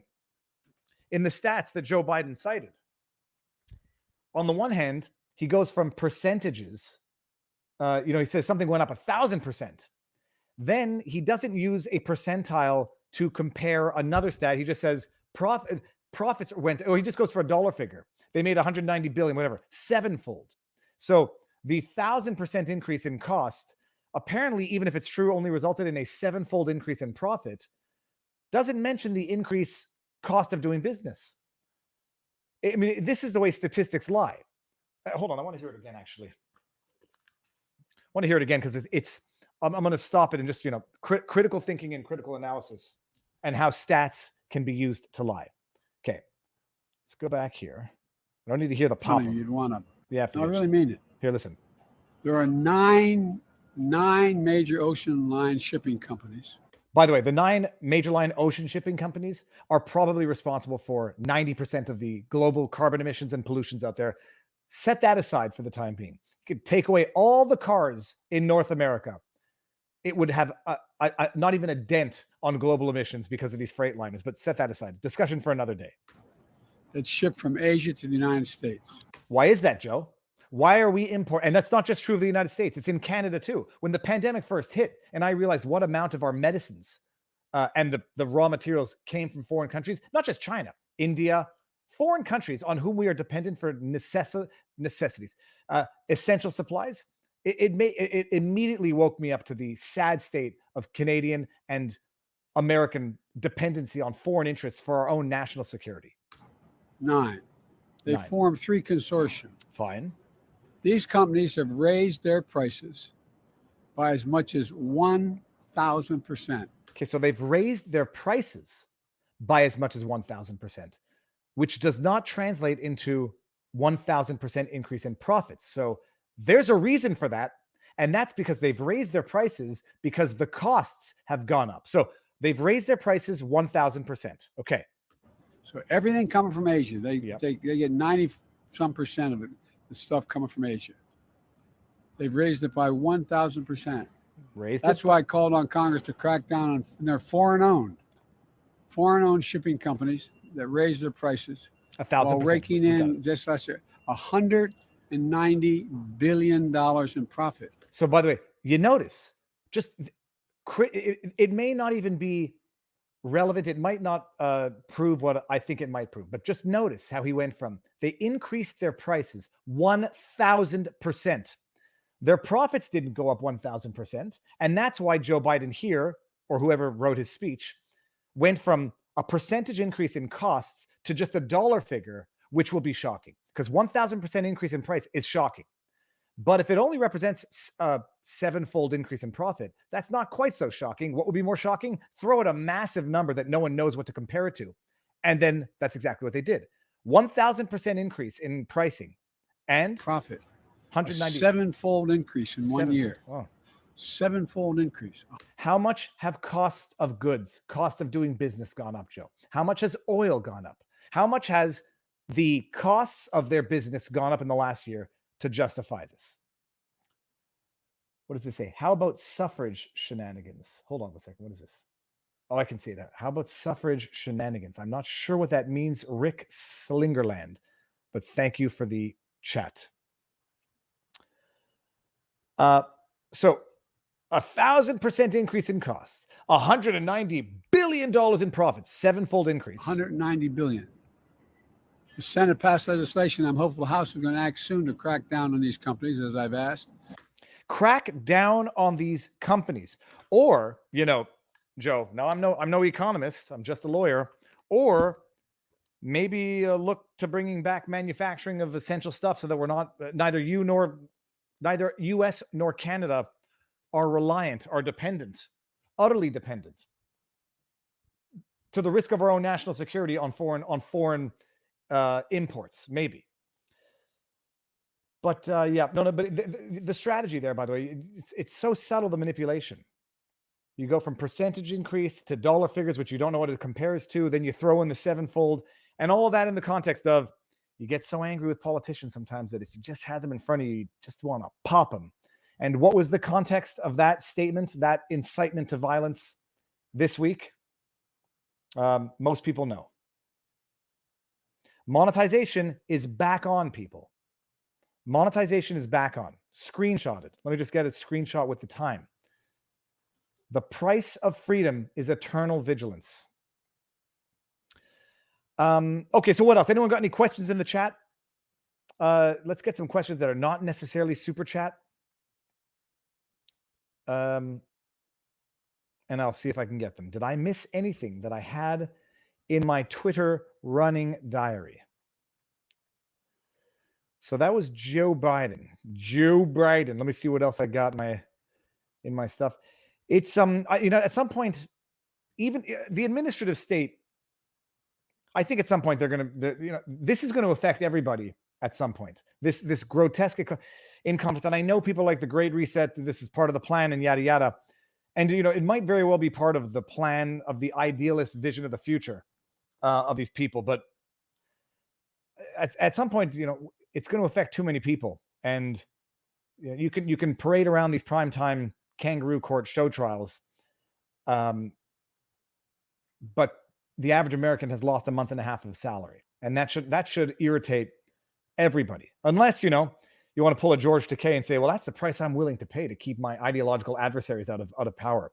I am willing to suffer worse consequences than what I fear would be the case if they were in power in order to keep them out of power.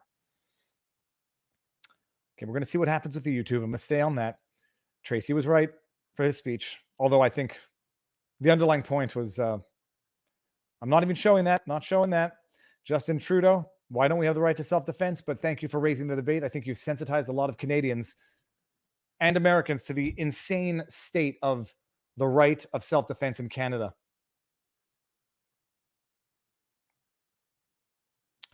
Let me see something here. Okay, we got the Justin Bieber. Got a deep thought. Not showing Camacho. Not showing a story on Fox News. Okay, then we got that. We got that. And then we got that. Oh, no. Thank goodness. Hey, guys, you want to know why the world could probably do without politics in the size of the government sense?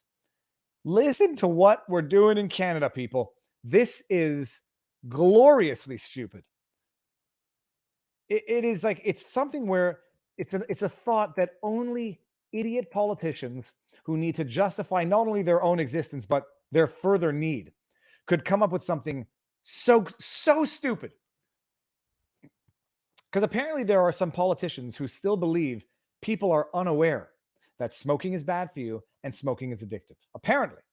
So much so, they think not only are some people still unaware of that, they think that those people are still unaware of that even once they've gotten past the packaging, which has, I don't know what the packaging looks like in the States. I don't smoke. Let me just go ahead and wait. Let me just do this here. I'm going to refresh this. I don't know what the packaging looks like in the States. But let me just see here. Look at what it looks like. I think it might be the same. Do they have? Yeah, there you go. Okay, we've got the same ones. Okay, so there's some people apparently who still don't know that cigarettes are bad for you. Excuse me, and are addictive. Some people apparently don't know that. And there's some, and the politicians, at least in Canada, think that there are people who don't know that, and there are people who are actually what's going on here? What did I just do? Who still don't know it and who can't see it on the packaging when they open it up to start doing it. So what do they need to do now? Warning on each cigarette, not just packaging, proposed in Canada.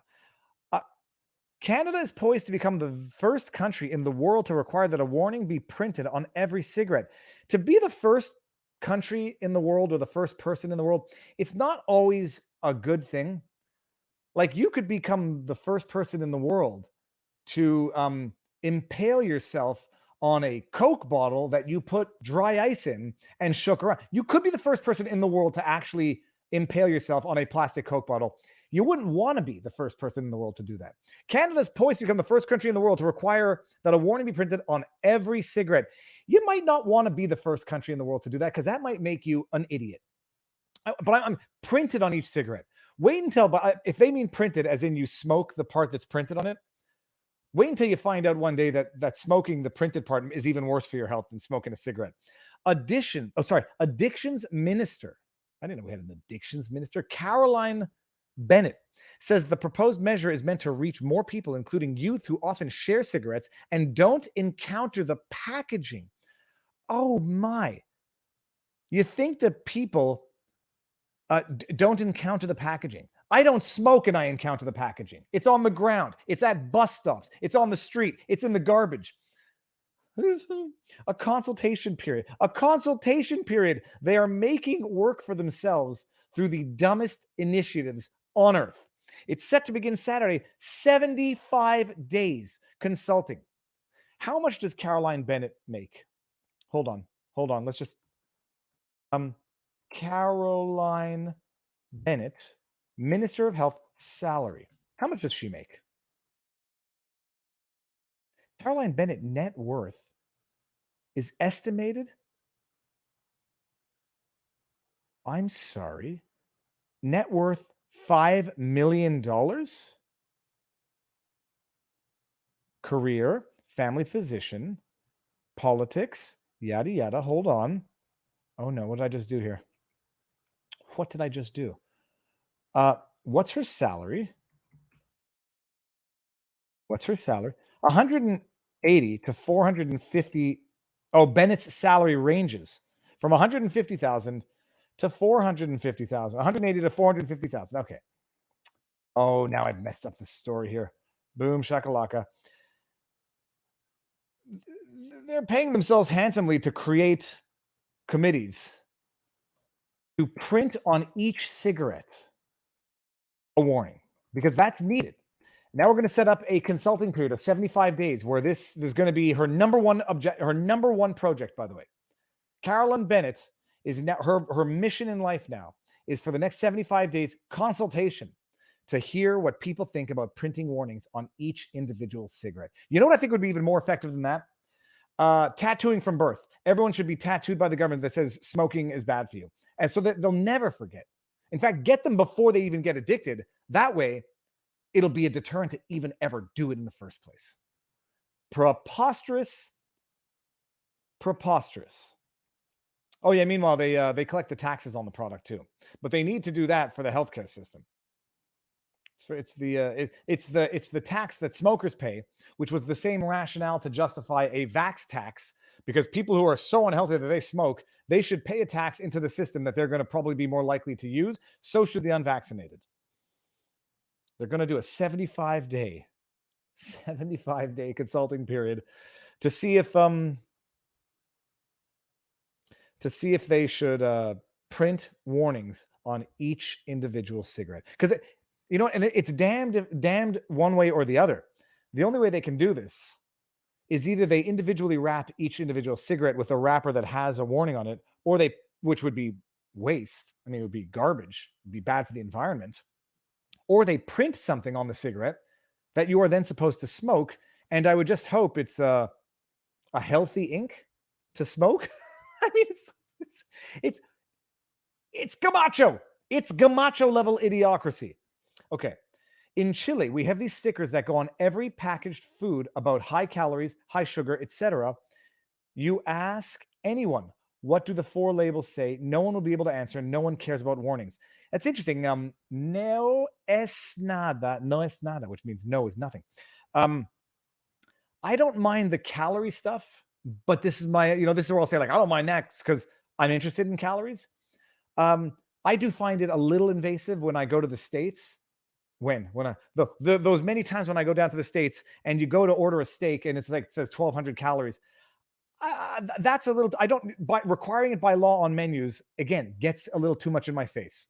I would like to know if anybody in the chat knows calories in a 700 or in a 700 mil. Let's just say calories in bubble tea. I like bubble tea. I still have not been able to determinatively figure out how many calories, how many grams of carbohydrates, sugars are in a standard bubble tea. I'd like to know that, but I don't want people rubbing in my face when I order a steak or, beans with butter, 1,200 calories. Ugh, okay, it's good, but you know what? Make it available if people ask. But the printing on each individual cigarette, as though there's anyone on God's green earth, blue earth, I guess, who doesn't know that cigarette smoking is bad for you and addictive. I don't think there's anyone on earth that doesn't know that. And by the way, if a kid doesn't know that, that's not the government's fault. That's the parents' fault. Stop yelling. Sorry. I'm going to tone it down a little bit. Calories in fast food restaurants are ridiculous. I don't go to a fast food restaurant to watch my caloric intake. Well, the other thing is calories are not the end of calories are not the be all and end all. There's calories in protein. There's calories in good stuff. It's useful, but not the most useful. 400 to 500 calories per drink is very much too much. That's too much. Now my kids are going to be angry because I think we're going to have to radically cut out bubble tea as a sinful afternoon pleasure. I smoke sometimes, and I never cared about the package looking horrific. Just care about that smoke. Smoking is something we did it as rebellious teenagers. Always made me sick. It's like the grossest thing I can think of. I say that non-judgmentally because I have other habits that I'm sure someone else would look at and think, how can you enjoy eating a steak? How can you enjoy a martini? Everyone has their own sinful pleasures, and everyone can judge other people's habits judgmentally. Stephen Britton says, next the government will ban cigarettes and demand they be replaced with special biodegradable cigarettes that break down in water because turtles. Or they're going to do what they did in the States.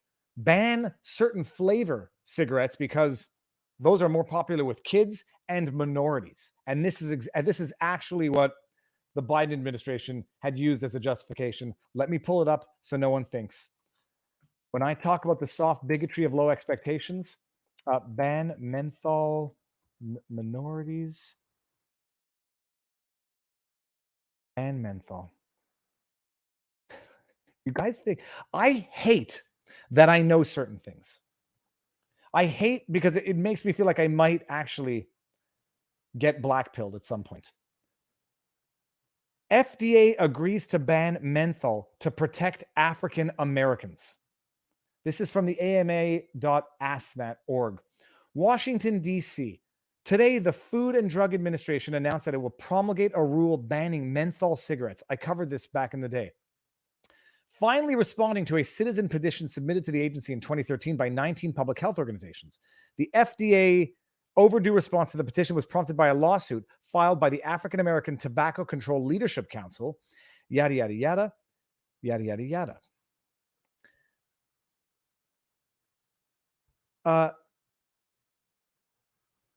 Here we go. They're banning tobacco, menthol. The word is going to be popular. The rationale was that menthol cigarettes are more popular within the African American community, which I never knew.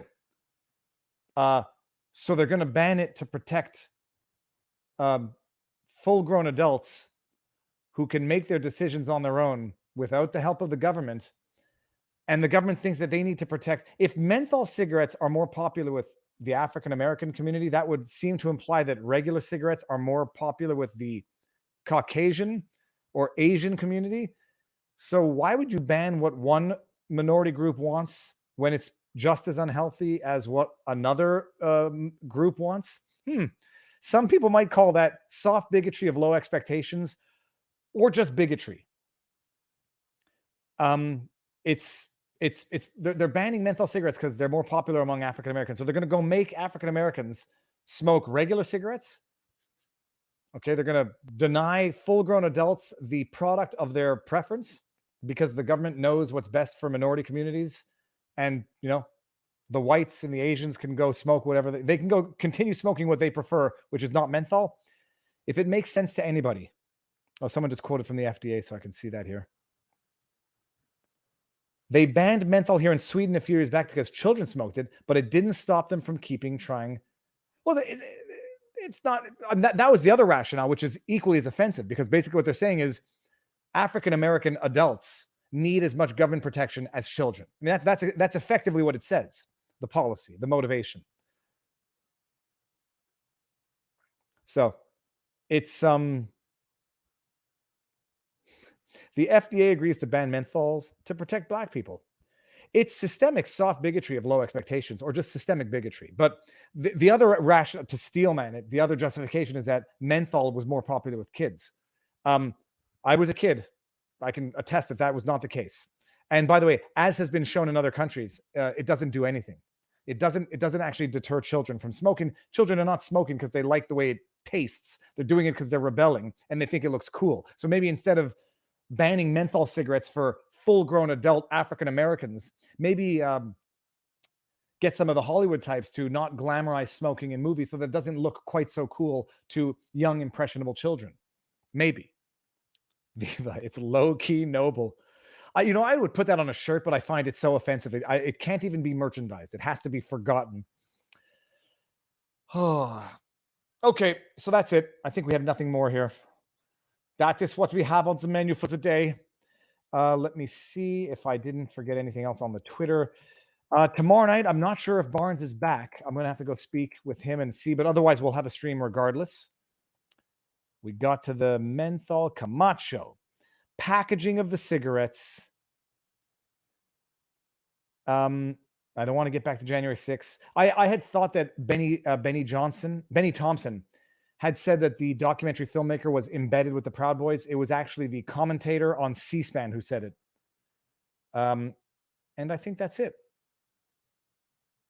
No, you know what? We're going to leave with this. We're going to end California today with... We're going to end with a meme. A meme vlog. A meme vlog. Not a mean vlog. A meme vlog. Let me see here. Wherein, through nothing more than an individual's own words and the power of images, we show the hypocrisy that is these lying, hypocritical political elite. Political elite, because I do not consider them to be elite to me whatsoever, in any respect whatsoever. But listen to this. Hey everyone, bonjour tout le monde. I'm in California today with Governor Newsom. We're signing an agreement to make sure we continue the deep partnership we've had on fighting climate change, on protecting our environment, in creating good green jobs, and moving forward in ways that really matter to people. C'est un grand plaisir de pouvoir travailler si proche avec la Californie sur les enjeux qui sont importants pour les Canadiens. Governor Newsom, talk about this partnership. Well, désolé, je ne parle français. But you don't have to speak the same language to understand that we're all in this together. Divorce is not an option. And so we're here on the issue that extends, I think, a global consciousness, and that's the issue of climate change. And you're in a state where we're experiencing the extremes. And so we're on the leading and cutting edge of not only dealing with the realities of it, but also the opportunities. And that's why it's so wonderful to have you down here, Prime Minister, to focus on those partnerships and the opportunity of dance together. We only build a better world if we're doing it together, and gathering like-minded partners like California and Governor Newsom is the way that we make this better future a reality for everyone. Très content de tout le travail qu'on est en train de faire. On va continuer de le faire. Ensemble, on avance. Merci.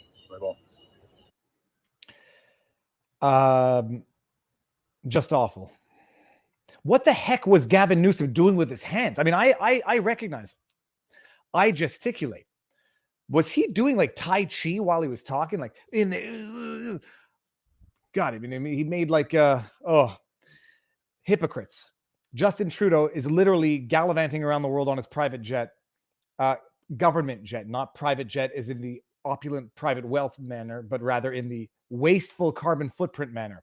There was a stat that showed that Trudeau emits a carbon footprint that's 5,000 times greater than the average Canadian, but he has to. He's worth it. L'Oreal. Hold on. David.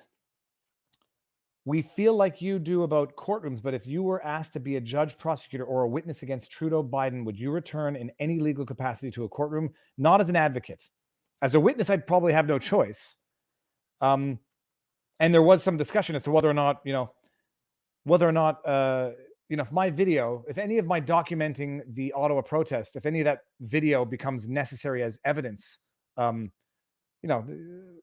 a witness, yes. As an advocate, let me rephrase this. I think it's too realistic a risk that my online and out of court persona would have an impact in the court in terms of a judge either hating me or a judge loving me. But I think it would be more likely than not that a judge might not share my views on government and policy over the last 2 years. It's possible. In which case, you can't have an attorney who's a liability for their client. An attorney has to be the advocate. And if the attorney carries too much baggage going into the courtroom, it's problematic for their client. Okay.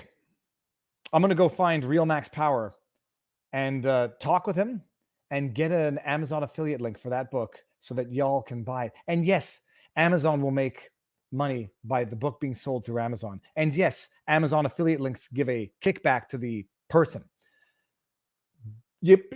Anyone who wants to boycott Amazon by not getting the book, you're going to be punishing the author of this book more than anybody else. So I'm going to go check out the book. I've heard about it, and we'll see what happens. Okay, so that's it. 2 hours. It's 2:00. I'm going to go meet up with the wife and kids and do something fun, hopefully.